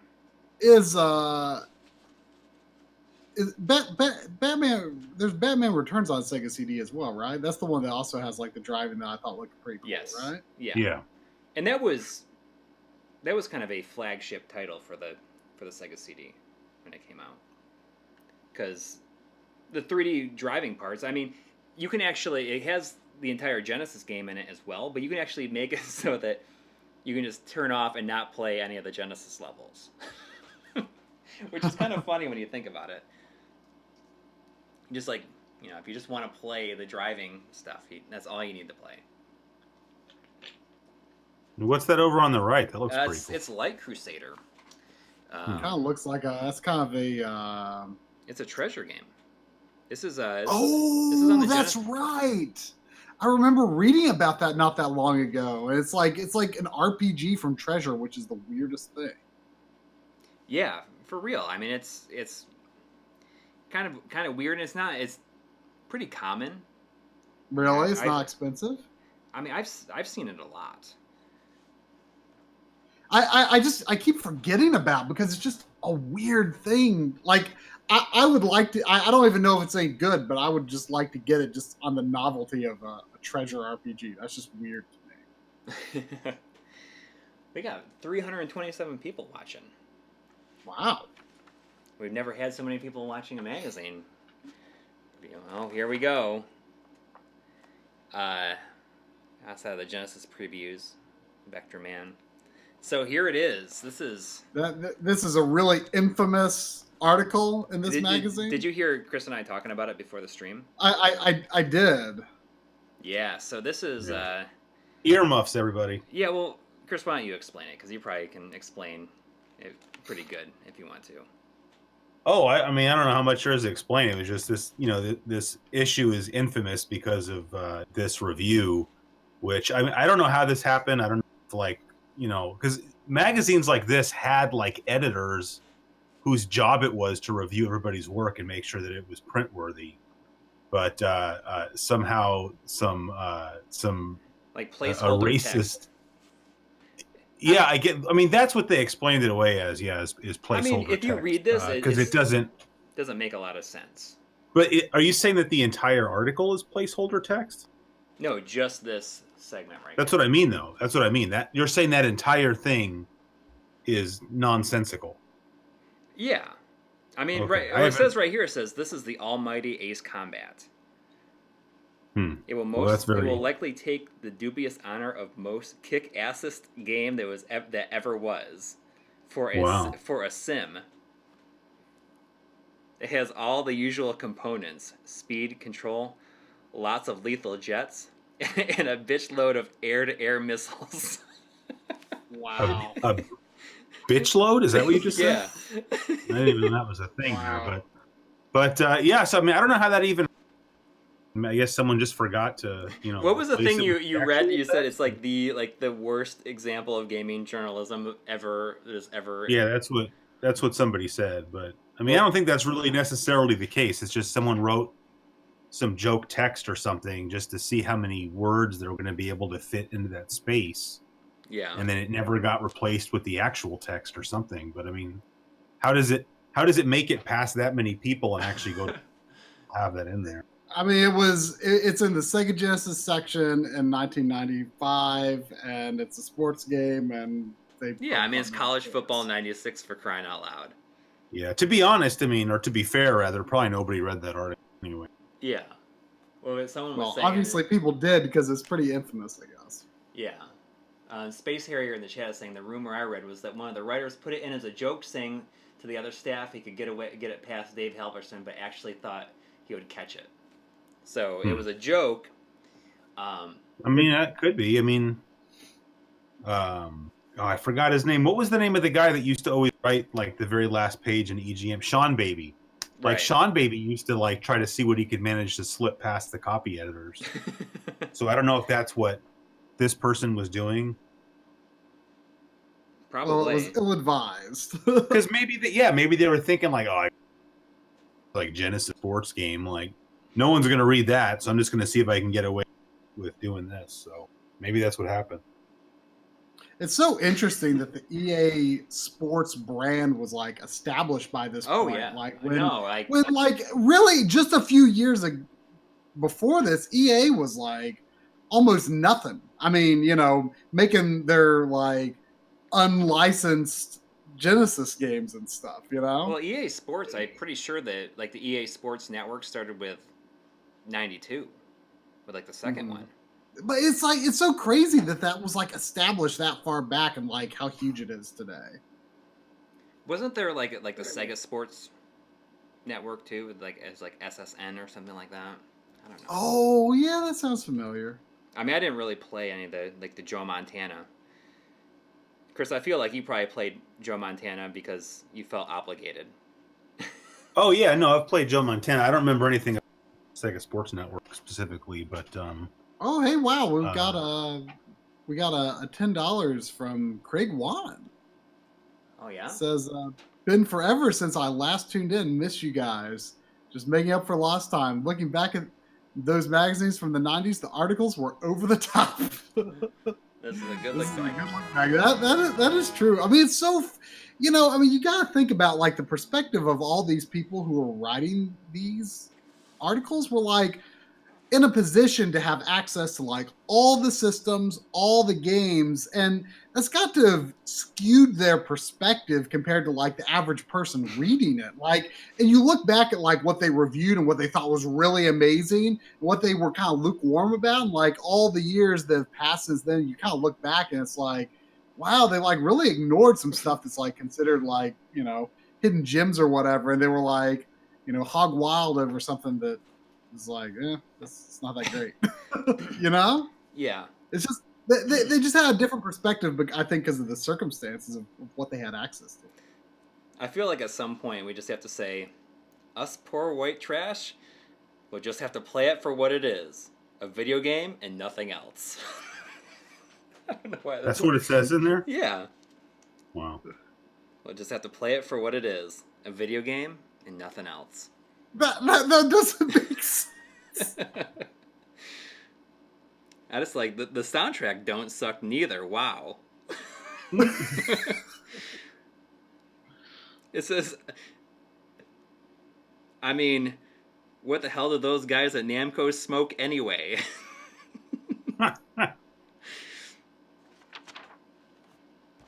All right, moving on. More sports stuff. I mean, I feel like any NHL after '94 doesn't really matter. It looks like they put like a texture on the ice here. Well, I did have NHL '97 for Genesis, but '97 on the Genesis. I mean, there was a Saturn version, like Madden '97 and NHL '97 were super common for the Saturn. I feel like I saw them everywhere, like sealed copies all over the place for the longest time. But yeah. But the Genesis version, I mean, I don't know if that's.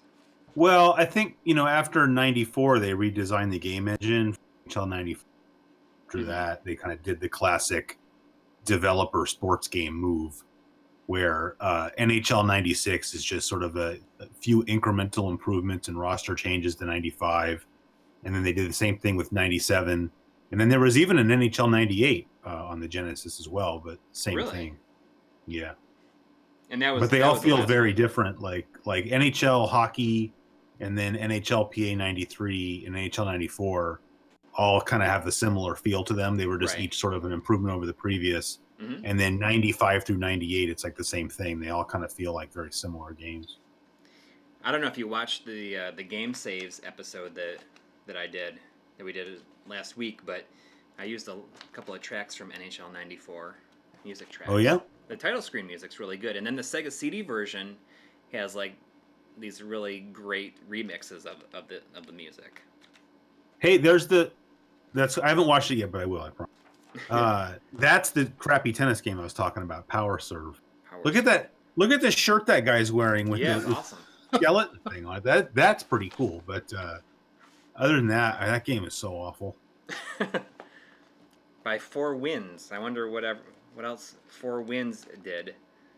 I don't know. Move the magazine back up and left a bit. Yeah, damn it.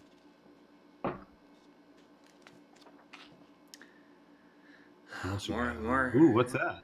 Is that Madden though? What is that down there on the lower? It's Game Day.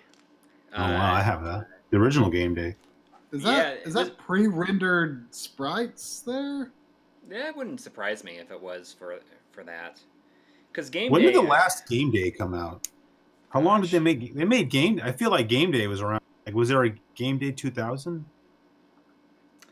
Yeah, I think that there was. It continued on to the on the PS2. Oh, it did. Oh, wow. Yeah. God, you remember 989 Sports? Or 989 was like such a horrible developer. What? How dare you? I'm done with this show. No, man. They made Siphon Filter, man. 989. But that was single. What? No, it was. Dude, when you start the game up, you go 989 Studios. I thought 989 made Tony Hawk, didn't they? No. No, that was never. We got a $1.99 donation from Coury CRC 420. It says, appreciate Coury and Chris tonight, relaxing. Thank you. Yeah, Coury's the man, dude. But 989, I feel like they. Oh, they make cool borders. Yeah, well, they pretty much. What, you don't like cool borders now either? I don't even know you guys. Well, maybe they were good at first, or they might have just published some of those games though. Maybe they didn't. But then they got like the rights to do like basically all of the like the first party PlayStation like standbys. Like they picked up like Twisted Metal starting with part 3, and that's when it went downhill. They did like Jet Moto 3. That's when it got bad. No, Jet Moto got bad starting with Jet Moto 2. Didn't 989? Did they make? They didn't make Blasto, did they?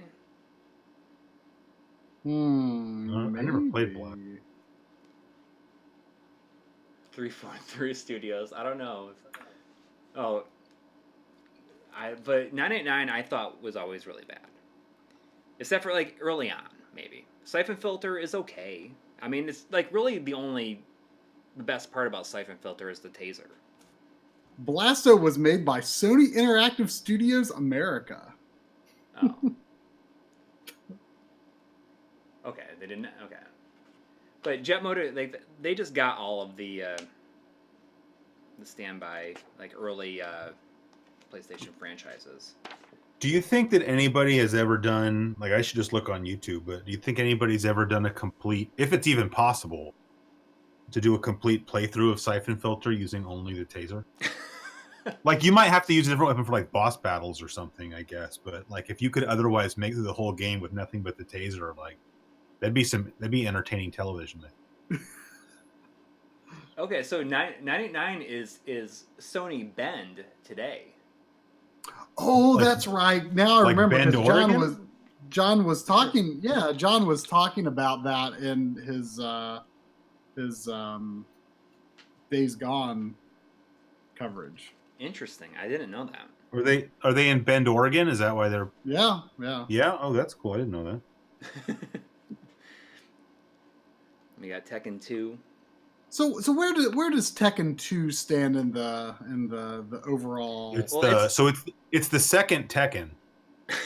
And it's the second one in the series coming after Tekken.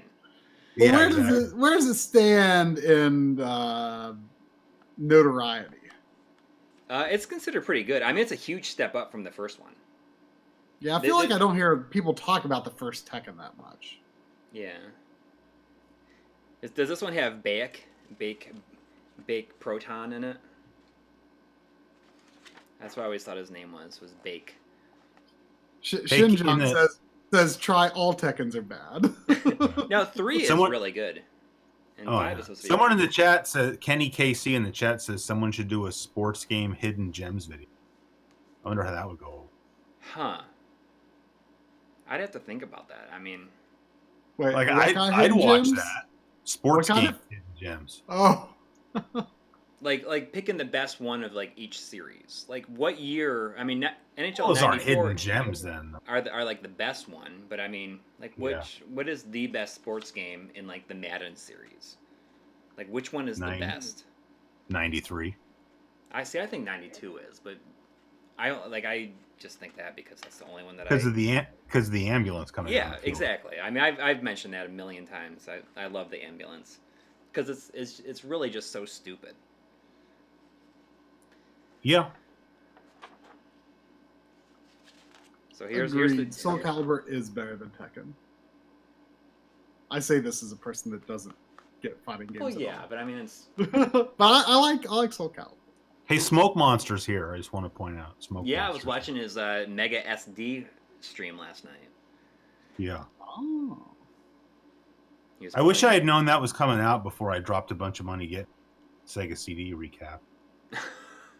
But, I mean, to be honest, if I hadn't had it recapped, it was going to get damaged at some point. So I guess I know. I need to get mine recapped. I was thinking about getting it done and getting, like, a new belt. It's kind of amazing that I haven't had any problems with it. Knock on wood. Yeah. So here we have the... I was just thinking about this. This is like probably most people's first anime. Ninja Scroll. I never heard of it. Really? So are they advertising VHS tapes? In my defense, the only 2 anime movies I've ever seen were Fist of the North Star and Graveyard of the Fireflies. Grave of the Fireflies, man, is like it's a tough watch, too. Yeah, and in both cases, it was like friends basically forced me to sit down and watch them, otherwise I would. So. Okay. I mean, I'm sure there's people in the chat whose their first anime was Ninja Scroll. Yeah. It was not my first anime, but I had several friends in high school that were obsessed with it because it's pretty over the top and edgy compared to like what people were probably used to and seeing in cartoons at the time. So I mean, I don't know. I haven't seen it in a long time though. But yeah, I see Duckhead Inc. is mentioned Project A-ko, which is probably my favorite anime. Specifically the first movie. You see they got Mega Drive games for $10. Oh yeah. Wonder what games. Let me find it. Alien Soldier is $85. But where's my goodness. Worth it. It just says right there. It doesn't maybe say what you get. What are phone cards? Oh, like calling cards?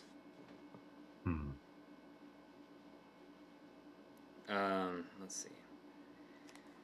But it just says Mega Drive games $10, starting as low as $10, and the only one they show is Alviento. Imports are $100. What are? The Super Famicom imports, they're $100. Yeah, like Dracula and Super Bomberman 3 and Yoshi's Island. Which was not called Super Mario World 2 in Japan. Yeah. Was it Yoshi's Island?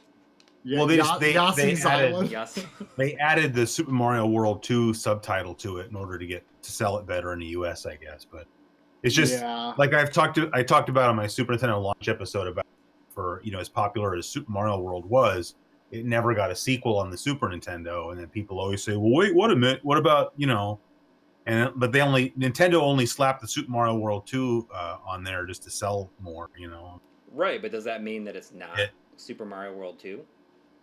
Well, I mean, Mario's a baby in the game, so you can't really call it a sequel. And you're not even playing as Mario, playing as Yoshi. It's a great game. I'm not saying it's not, but to try to say that it's a sequel to Super Mario World is kind of a. Right. Yeah, I agree. Like I've always alphabetized it on my shelf. Yeah, Yoshi's Island. I mean, that's what's on the top label anyway. indeed. Now we got some more Virtual Boy stuff. Mario Clash, Mario's Virtual Boy Tennis. update. A lot of screenshots though. Oh, here we go. Final Fantasy VII. There it is. Oh man, there it is. I just started replaying that game actually last week. Final Fantasy VII. Yeah, so I'm not that smart, as I've said many times. So I didn't know that you could just download that game on the Switch. And Oh yeah. The only reason I found out about it is that Nintendo had a sale for like $12 or something. And so I downloaded it onto my Switch. And it has like the fast forward and like you can refill your health. It does? I think if you in the PlayStation 4 version, you can like click the sticks in and it will like refill your health or speed up the game and stuff. Well, that sounds like cheating, so I probably don't want to do that anyway. Yeah. I mean, it is cheating. Yeah. Okay, we got Zelda 5. Zelda 5. The game you see here, BS Legend of Zelda, is available for play on Nintendo's Japanese Satellaview cable system, along with BS Zelda. Wow. Along with previews of Dragon Quest VI, Mana 2, Creation of Heaven and Earth. The list goes on and on. Those lucky Japanese gamers. So where was Square sending out that Final Fantasy VII material? Because like, had anything N64 actually been shown off at this point? Well, it looks like there's like some in development shots. They're probably just showing that they were doing this stuff with like. I wonder why they sent that out though, because it's like, I mean, it's obviously not like a concept for a game that they're planning to use, because it's just like a 3D lock, you know? I mean, it's not. Yeah, and like a 3D behemoth. That's it, basically. But there was like a 3D like Terra too. But what's interesting though about that lock model, I never really thought of this till now, because actually I don't know if I've seen that before, because I've seen the one that's like the actual like in-engine N64 like, battle with like Locke and Terra and maybe another character I forget, but like that like side shot of Locke, like there's like a whole series of those renders in the PlayStation manual for Final Fantasy Anthology that has like all of the characters in that style from the profile view. And it's got like the different jobs for Final Fantasy V in that style as well. But really? It's like, I've never seen the other perspectives of that model. Like they've got turned around there. So it just like clicked with me just now that like that's where those were generated. I wonder if those were made like for like just early 3D tests and prototyping, and they just reused them for as artwork for Anthology. Here's the first actual game for the 3DO M2. Warp's D's Diner 2. So did they think that D was called D's Diner in Japan? D's Diner 2. Supposedly the entire game is now in real time. We'll have to see more info on D's 2 as it becomes available. So the 3DO M2 was not something that I knew anything about existing until people were commenting on our M2 video, thinking, "Oh, I thought this was going to be about the 3DO M2." Right. Yeah, it was supposed to be the follow-up to it. Oh, and of course the other stuff, which is just, it's almost like the Quarterman segment, where they just put like little like rumors and stuff that they've heard.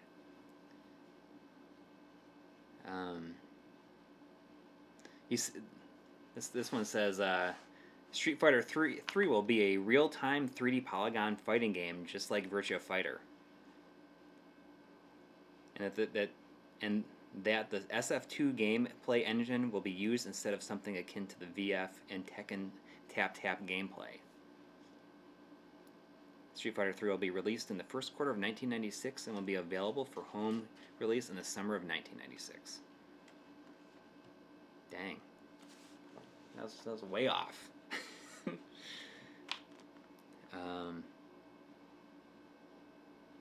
Are you guys still there?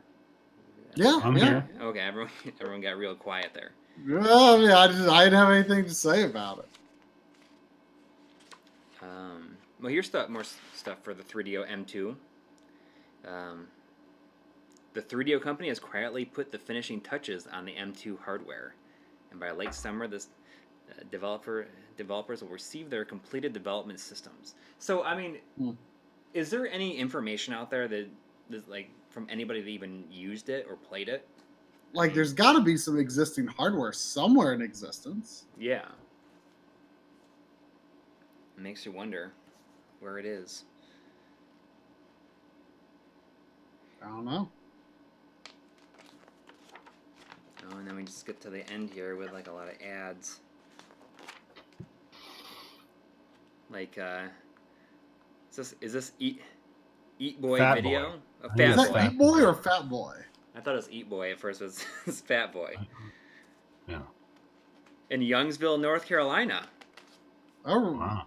I don't know where that is, but You should see how close it is. Maybe you should stop by the old Fat Boy video. It's area code 919. I think that might be more like Winston-Salem, Greensboro area, maybe. Okay. Fat Boy video games. But where'd you say it was? Youngtown? Youngsville. Youngsville, NC. We're closing it out with a heavy hitter. You ready for this? Oh, what? One more thing? Oh, man. I got my copy of Chrono Trigger for like $2. Did you really? Oh, wow. Yeah. When did you end up getting it? Maybe like 2006. It was like a Craigslist deal. Like I went to this guy's house selling a Game Boy with a few games in like a pouch for however much money it was. And like I was there picking that up, and I was like, well, video game things. And he goes back into his house and he comes out with Chrono Trigger and Final Fantasy 3, both with the manuals. And I just said, well, how much do you want for them? And he said something like $4.50 or $4 or $5. And I was just like, okay. Like I didn't say that's what I wanted to pay. I just said, what do you want for him? And he said, and I said, okay, here you go. Wow. I mean, even then you knew that you were getting a pretty good deal. I mean, it was. I mean, I got my Chrono Trigger card only in like 99, 2000, and it was probably 90. Maybe it was 98. 98, 99. It was $75 card only back then. Wow. It was that was the most money I spent on a game for a long time. So I'm pretty sure it came out in August of '95. So it would have been out by this point. Did you get it day one? I did get it day one. I had a pre-order. Did you get like a pre-order bonus for doing that? No, they didn't. That was before pre-order bonuses. Like I'm only asking because I know that they released the game soundtrack on CD, and I have the case for the CD, but I don't have the CD because I found it. I found it in Trigger or not Chrono Cross. Yeah. Right? No, Trigger. Really? Yeah. And so that's why I asked, is I don't really know what its history is, and so I was wondering if it was like a pre-order That would be thing. surprising if they had something like that, because it wouldn't. That was not something that was really done. Like soundtracks were really not a thing to sell. Yeah. At that time. Yeah, I mean, I still have mine. I still have my original copy. Look it up. These screenshots look like they're taken from a non-one chip Super NES. You can tell. Oh yeah, I mean, look at it. I mean, look at it. You can tell, I'm sure.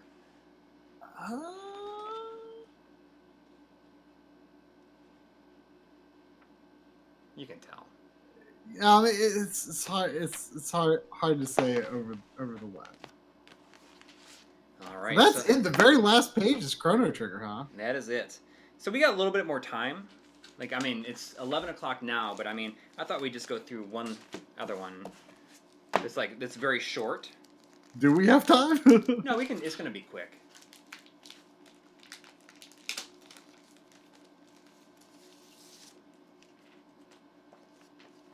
I thought we just go through this. Chris, you can probably talk about this. TurboForce? Yeah, I don't. So really this know... is a TurboGrafx magazine? Yeah. I mean, I don't really know how you got it. So this was given to me, and I don't really know too much about the magazine itself. Do you know any background on this magazine, Chris? That's not the one that was put out by the Penthouse guy, was it? That was Turbo Play. No, not off the top of my head. Well, what does it say in there? Can you look at sort of the masthead? Okay, so no, it's EGM then, because it's TurboForce is published quarterly by Sendai Publishing Group. How many times was it published quarterly, I wonder? Well, apparently this is number 3. I bet you this is the last one.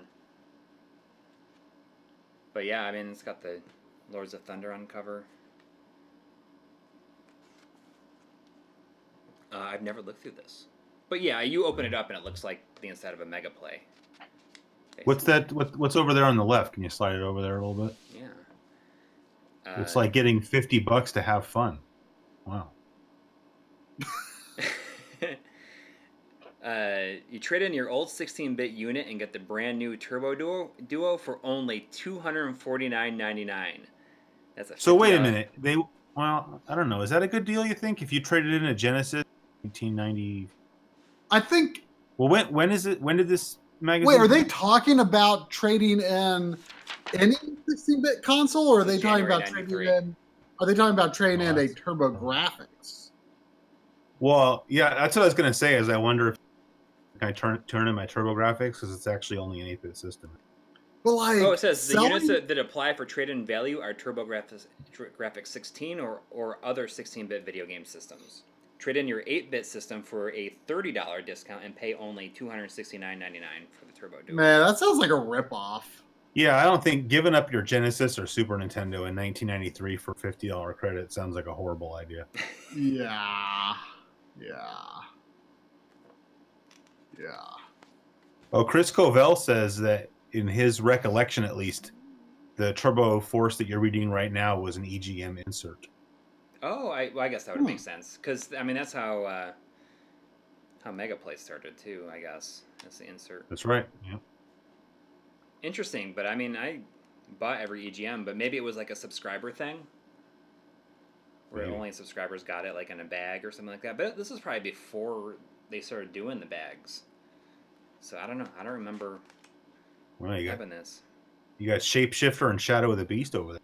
Oh, yeah, move to the left a bit. Sorry, like this.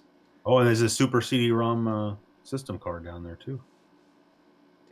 So, what's so interesting to me is that the Japanese and the American Super System cards look completely identical. I mean, there's no difference on. You'd think they would have redesigned the little label or something. Yeah, but it's exactly the same. Yeah, Shadow of the Beast has such a good soundtrack. I mean, it's such a horrible game, though. I hate that game. What are Airzonk's cred points? I don't know. You get 5 cred. No, it's C. It's copyright by Red. Red is the people who made it. So what's 5 points? Is that like the score? Yeah. What does that mean? Yeah. It's just it's weirdly presented. It says you can find the T2 points on the back of the instruction book of every Turbo Super CD. Members will receive a catalog of awards as well as updates to the latest Turbo games. It will be the first. That reminds me. Troy. I've been meaning to tell you, you have been awarded 5 CGQ bucks. Oh, okay. Thank you. Yeah, you're welcome.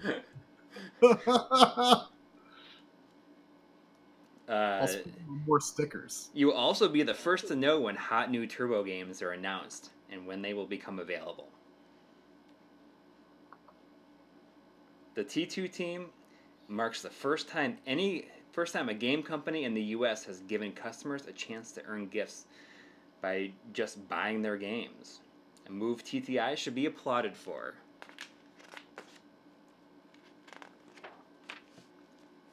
Five-player Mania. Oh, it's Bomberman 93. Camp California.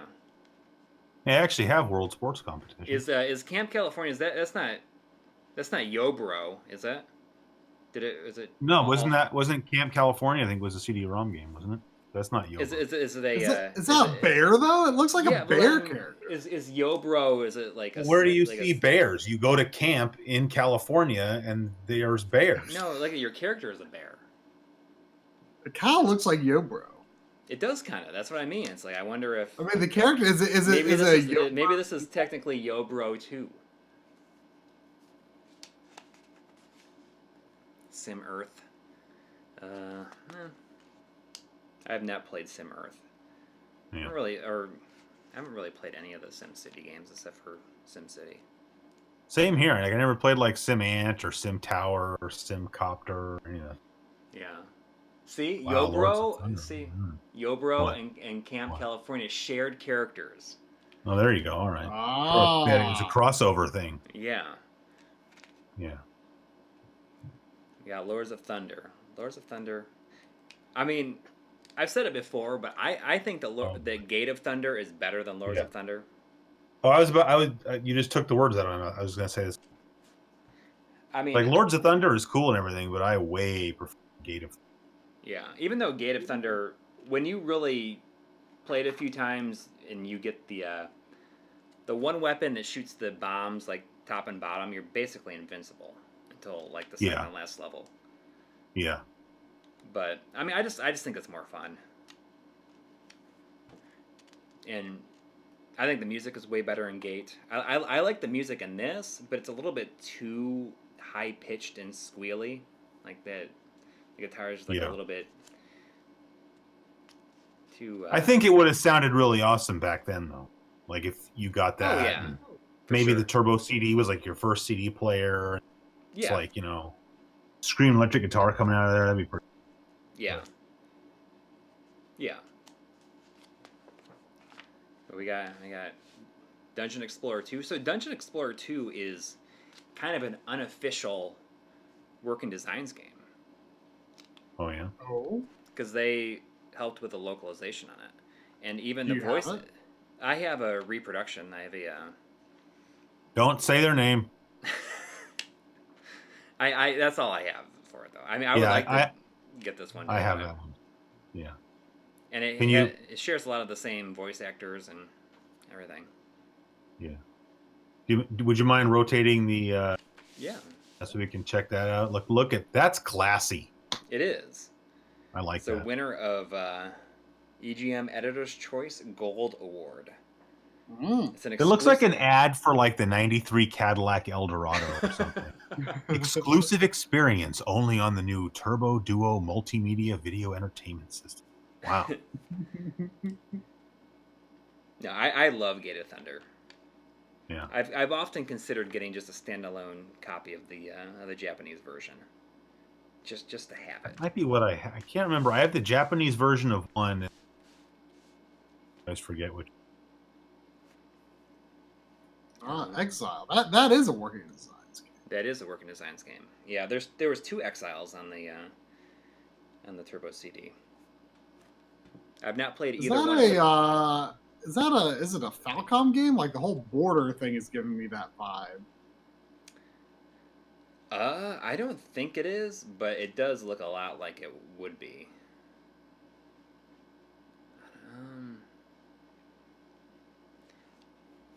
I don't know. I'm sure the people in the chat would know, but I mean, it does look a lot like an Ys game for sure because of the border. But yeah, the second one, Wicked Phenomenon, that was the last working designs game that I had to get to complete. Chris Covell says Exile is Telenet. Okay, so that would make sense then, because they did the like border stuff. I think with other games. I'm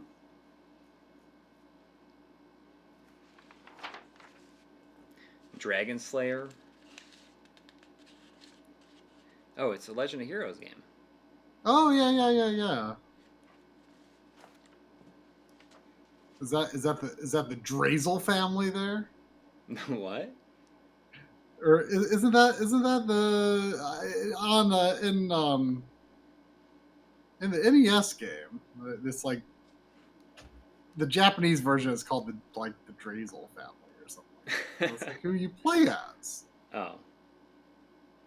Which game is the one that got re-released on the PSP like early on? The one that was just called Legend of Heroes in the PSP? Well, that's uses the same name. Trails in the Sky. Yeah, they're not. But isn't that? It uses the Legend of Heroes name. Oh, you know what? I researched that for my. It's got like a really convoluted history, doesn't it?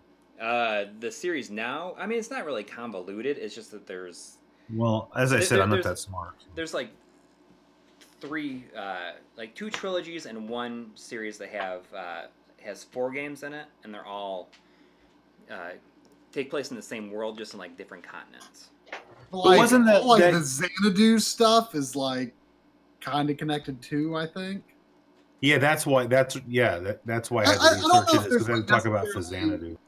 I don't know if there's necessarily like in-universe connections, but they're at least related in the sense of like all the Wonder Boy and Adventure Island and all that mess is like kind of related to each other.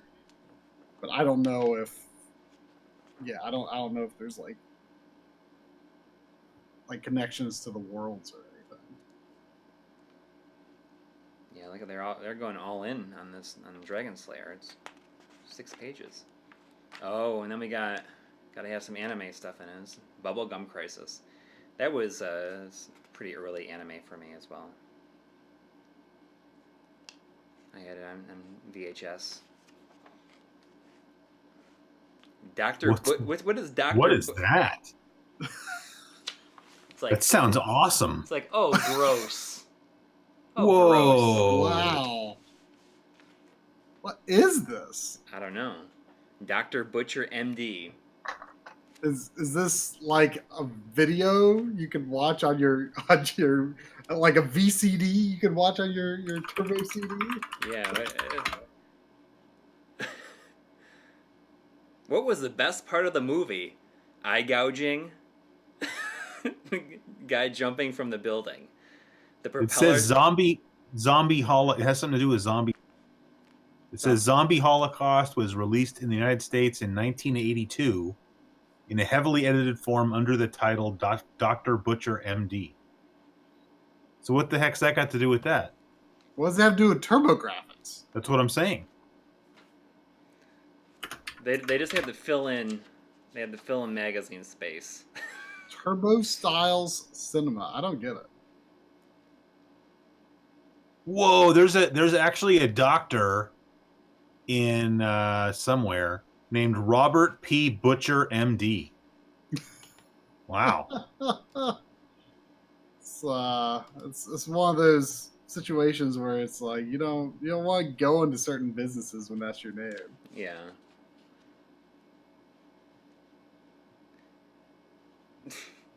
That's looks like the kind of movie that I don't want to see.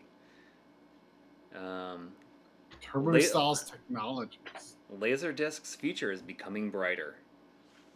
What does this have to do with TurboGrafx? I don't know. Well, there was the laser active connection there. Oh yeah, that would make sense. Mm-mm. I actually have a pretty good collection of Laserdiscs. I don't have a Laserdisc. Oh really? I just find them in thrift stores, and so I just think, oh, those are like. I mean, if you walked into never see players anymore though. Yeah, but I'm saying if you walked into Goodwill and you found like Terminator 2 Judgment Day on Laserdisc, of course you're going to pick it up, right? Yeah. Oh yeah. Right. So that's what I've done, and so now I have all these Laserdiscs, and I don't have a Laserdisc. You know what's interesting about this article here is it says people are becoming more and more comfortable with the compact disc as the storage medium of choice for their music, and as they recognize the advantages of the digital format. And Laserdiscs are analog, so they're basing this comparison on false information. Laserdiscs boast the same inherent benefits of CDs, except they also include video. That's not exactly true. You got some virtual reality. You know, it's like this is virtual reality in 1993. How would you like to be a robot that can transform into a race car? As virtual reality technology advances, simulations and games will blur the line between fantasy and reality. Well, what are they calling it? Virtual reality just because it's like made with computer graphics? Like they're not talking about like a headset or anything, are they? I mean, there was like headset stuff out at the time, but it wasn't like what we know now. I remember playing some game that was like some pterodactyl game. I remember it was like you played with one other person, and you had to press a button to move forward. But I want to be. I mean, is there any VR games on the PSVR that you can be a robot that can transform into a race car? And if not, I mean, there should be.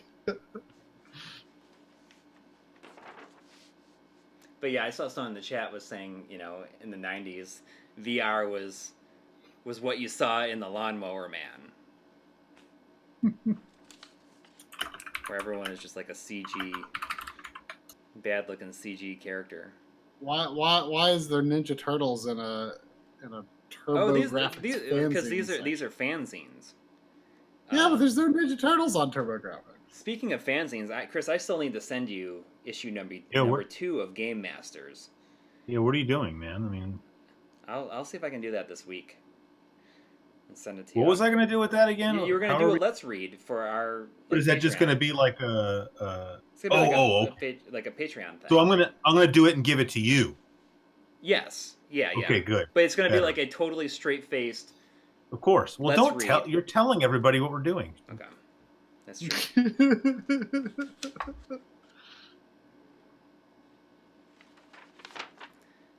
Coming attractions. Oh, what is it? We got Bonk 3, Legend of Hero Tanma, which is like one of the most expensive games on the system now. Is it good? I thought it was pretty cool. Cotton and Buster Brothers and Darkwing Duck. Darkwing Duck it's not as good as the NES version. The NES game? Yeah. Oh, here we go. He's still playing with toys. Get serious. Get Turbo Duo. To be honest, that is a pretty cool ad. Yeah, oh yeah, it's pretty cool. Like I spend a lot of time dumping on TurboGrafx ads, but they did have some good ones later on. It says Turbo Duo. Go ahead. That picture actually makes like I am not a huge fan of the aesthetics of the Duo, especially like any of the American TurboGrafx systems. I think the Turbo Duo looks awesome. The way they've got it photographed there does make it look really cool. Like I think the TurboGrafx 16 looks kind of dumb, but the Turbo Duo looks like a really nice piece of like high-end A vehicle. Yeah, it's okay. I'm really biased to the original PC engine. It's just like one of my favorite. Yeah, I mean, that's one of my favorite console designs of all time. Yeah. Yeah, I mean it's saying Turbo Duo is $299.99 versus the Sega CD system. Sega CD attachable CD system is $299 plus a Sega Genesis required base unit is $99.99. I like how the TurboGrafx Mini or whatever they're calling it, like from pictures I saw, and like it's I don't know how the Japanese one will compare in size, but like at least the TurboGrafx one still looks kind of large. Yeah, I agree. I was surprised. It looks pretty big. It's almost as big as like the real thing, it looks like. Yeah. Yeah, it did not look that much smaller. I kind of want to get one, though, just because I don't own an American TurboGrafx. I don't anymore. I think I got rid of mine. Duo R. You did? Even though I think it's the stupidest looking system design, but I still kind of want the American one just to have that. Yeah. Yeah, Coury, I used to have a TurboGrafx and got my Duo R. Felt like, what do I need a TurboGrafx for anymore? Oh, okay. So I sold it. B-roll.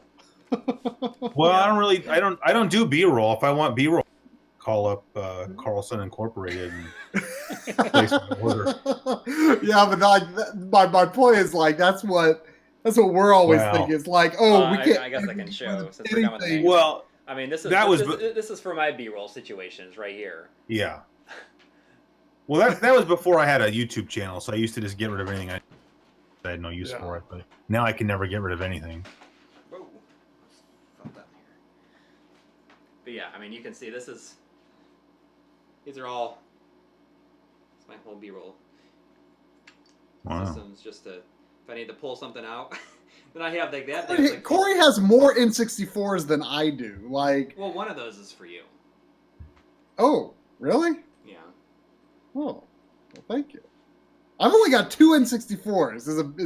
And they're both just the plain black. How dare you put something on top of your Duo R? What's going on? It's a Duo RX, actually. I don't know. I must have just put the PlayStation 2 there.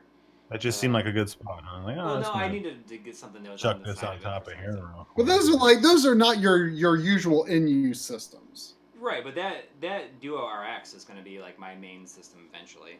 I'm just keeping it unmodded for for when we do the PC Engine episode. Mm-hmm.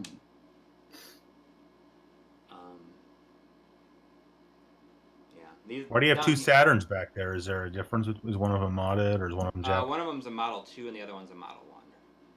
Ah. It's a plural of. We got $2 from Carter Dotson asking, is the plural of N64 Nintendo 64s or Nintendo's 64? I think it's the latter. Nintendo 64. Yeah, if you want to be like, the Grey Poupon Tomato type, then I think saying Nintendo's 64 sounds a lot cooler. I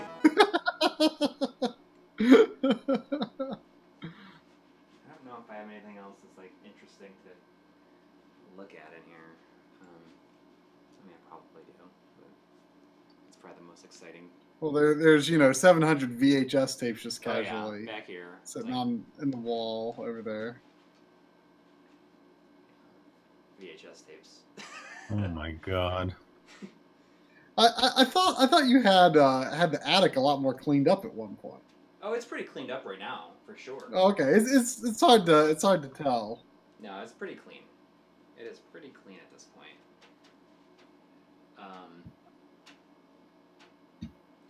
Yeah, I mean, I don't have anything else too crazy here.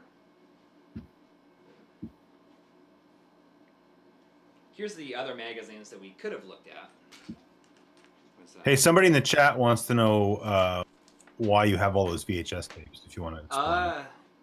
Because we want to do I've been slowly working on making dubs to do another run of those How to Beat videos that we did a long time ago, and a version 2 of the like a volume 2 of the series, and we can sell them. And I just like making them. I can do 4 of them at a time. And blank VHS tapes are expensive, and managed to get all these VHS, like 700 VHS tapes for $50. It was the most alive I've ever felt. Oh god! It was a rush. You probably felt more alive as you had to haul them up to the 3rd floor of my house. Yeah. Do you guys have a place that'll actually print you the new slipcovers for those things, or how do you? What do you put the tapes in? I don't think the slipcovers are. We won't be able to do the. Hang on, I'll grab it. Hang on. For people that haven't seen it before. I haven't seen it before.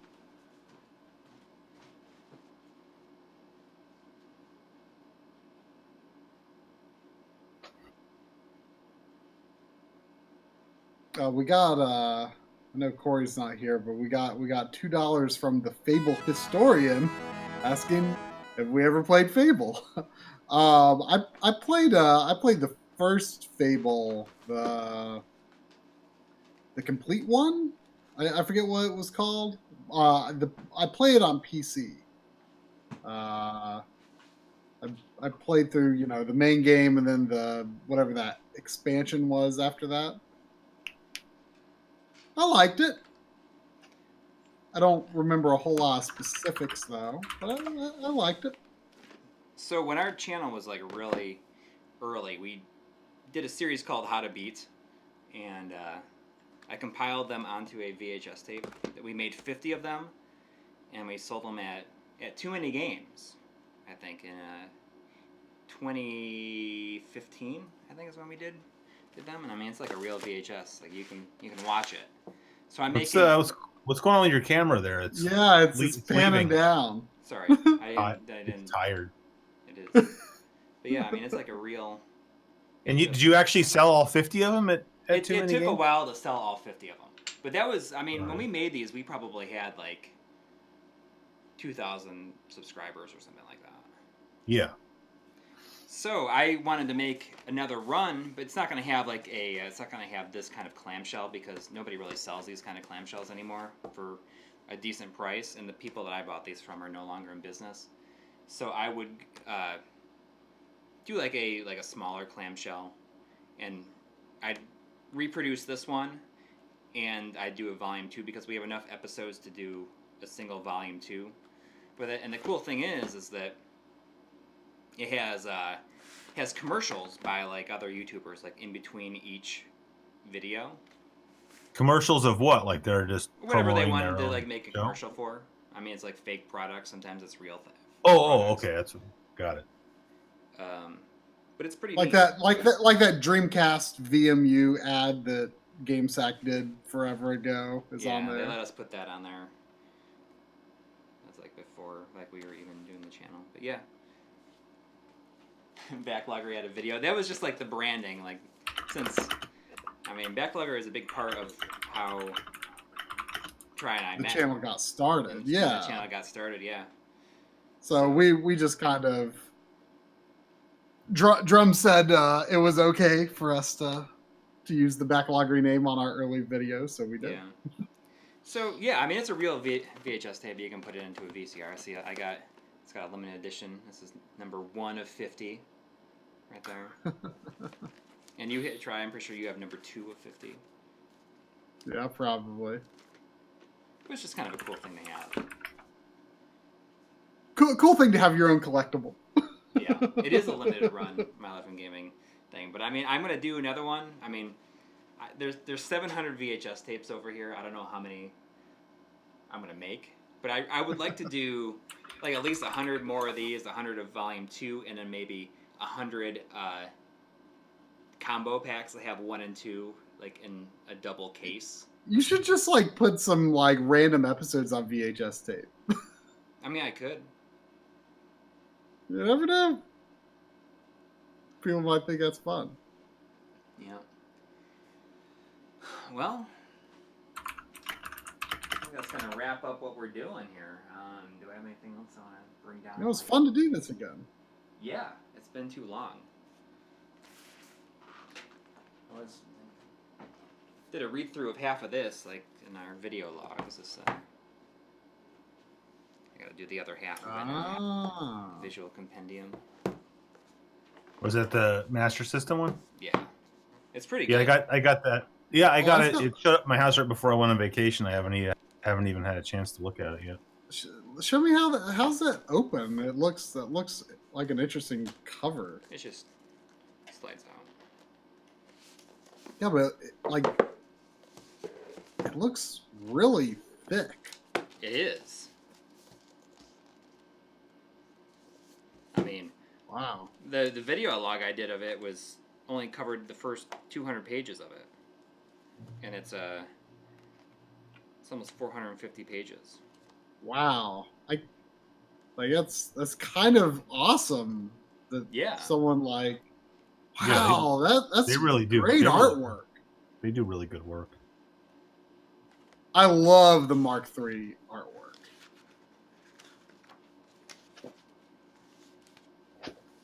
Yeah, I mean, there's a lot of cool stuff. I mean, I'm gonna Wow, read through the is other half really of it. nice. I think I'm gonna do like a read through with Joe from GameSack, just so it gives us an excuse to just BS about the Master System. He said that he'd do it. Hopefully, keep his attention for long enough, because there's a lot of pages to cover. It's a great book. It's beautiful. Even came with a cool bookmark. Label. Sorry, can I answer someone's question real fast? Oh, absolutely. I've been typing it out, but it takes too long. So this guy Duckhead was saying, is that the book that got destroyed in the warehouse fire? And then Brian Frober said, what fire? So the publisher of this book, like they had already had, he got the review print and he approved it. And so they went ahead and got like their full order of print books for this particular book. And then at the warehouse of, I guess it's the warehouse of like the printer or something. I don't think it had been delivered yet to Sam. They had a fire in the warehouse. And so the entire run of books was lost in the fire. And so he had to send out a message to all the Kickstarter backers like me and say, that, he was very apologetic, which he didn't even really need to be because it wasn't his fault. There was a fire in the warehouse, Yeah. And so they basically had to have the entire print run reprinted because of the fire. And it was actually cost. It didn't cost them anything. Yeah, I think I'm sure the company has insurance for that. Yeah. But yeah, didn't it allow him to make a few further tweets? Yeah. Like that. Yeah, so it's kind of cool that he was able to do that. Yeah, I mean, it was. It took a long time for it to get here because of that. It's well worth the wait, though. I mean, there is a lot to it. I don't really have any of their other books. I think this is the only one that I have. Kind of my first experience with it. So it's pretty good. Yeah, I hadn't bought any of their previous books either. I don't really know why. I want there's the computer role playing game book. Yeah. I want to get in on they're doing like another run of them, or they're going to open orders back up again. You should tell them that you'll do a video on it, because then they'll probably send you one. No, I'm done doing that kind of stuff. But no, he actually sent me an email and offered me either one of those two books if I wanted it and do a video on it. But I just told him, I said I really want those books, but I'd rather just pay for them. Right. I just don't want to do that. So makes sense. Yeah. Well, I think that's going to do it for tonight. Thanks, Chris, for stopping in at last minute, pretty much. And thanks for having me. Yeah, no, I appreciate the invitation. And if anybody in the chat has not checked out Classic Gaming Quarterly, you should do so. Then what's wrong with you? Yeah, what's your problem? Yeah. And we'll see you next week. Look for this hacks episode. Hopefully next Sunday. I mean, hopefully it's not gonna be a tough edit, but I mean I don't. You can probably. You should be able to edit that in about an hour or two. Right? Oh yeah. I mean, that's usually how it goes. Our videos only take. I don't even stop and watch it until it's done. Oh, I've never watched one of my own videos. Yeah, I've never stopped and watched it back. Yeah. Anyways, we will see you next week, everybody. Take care. Good night. Thanks for everybody who donated and hung out. See you next week.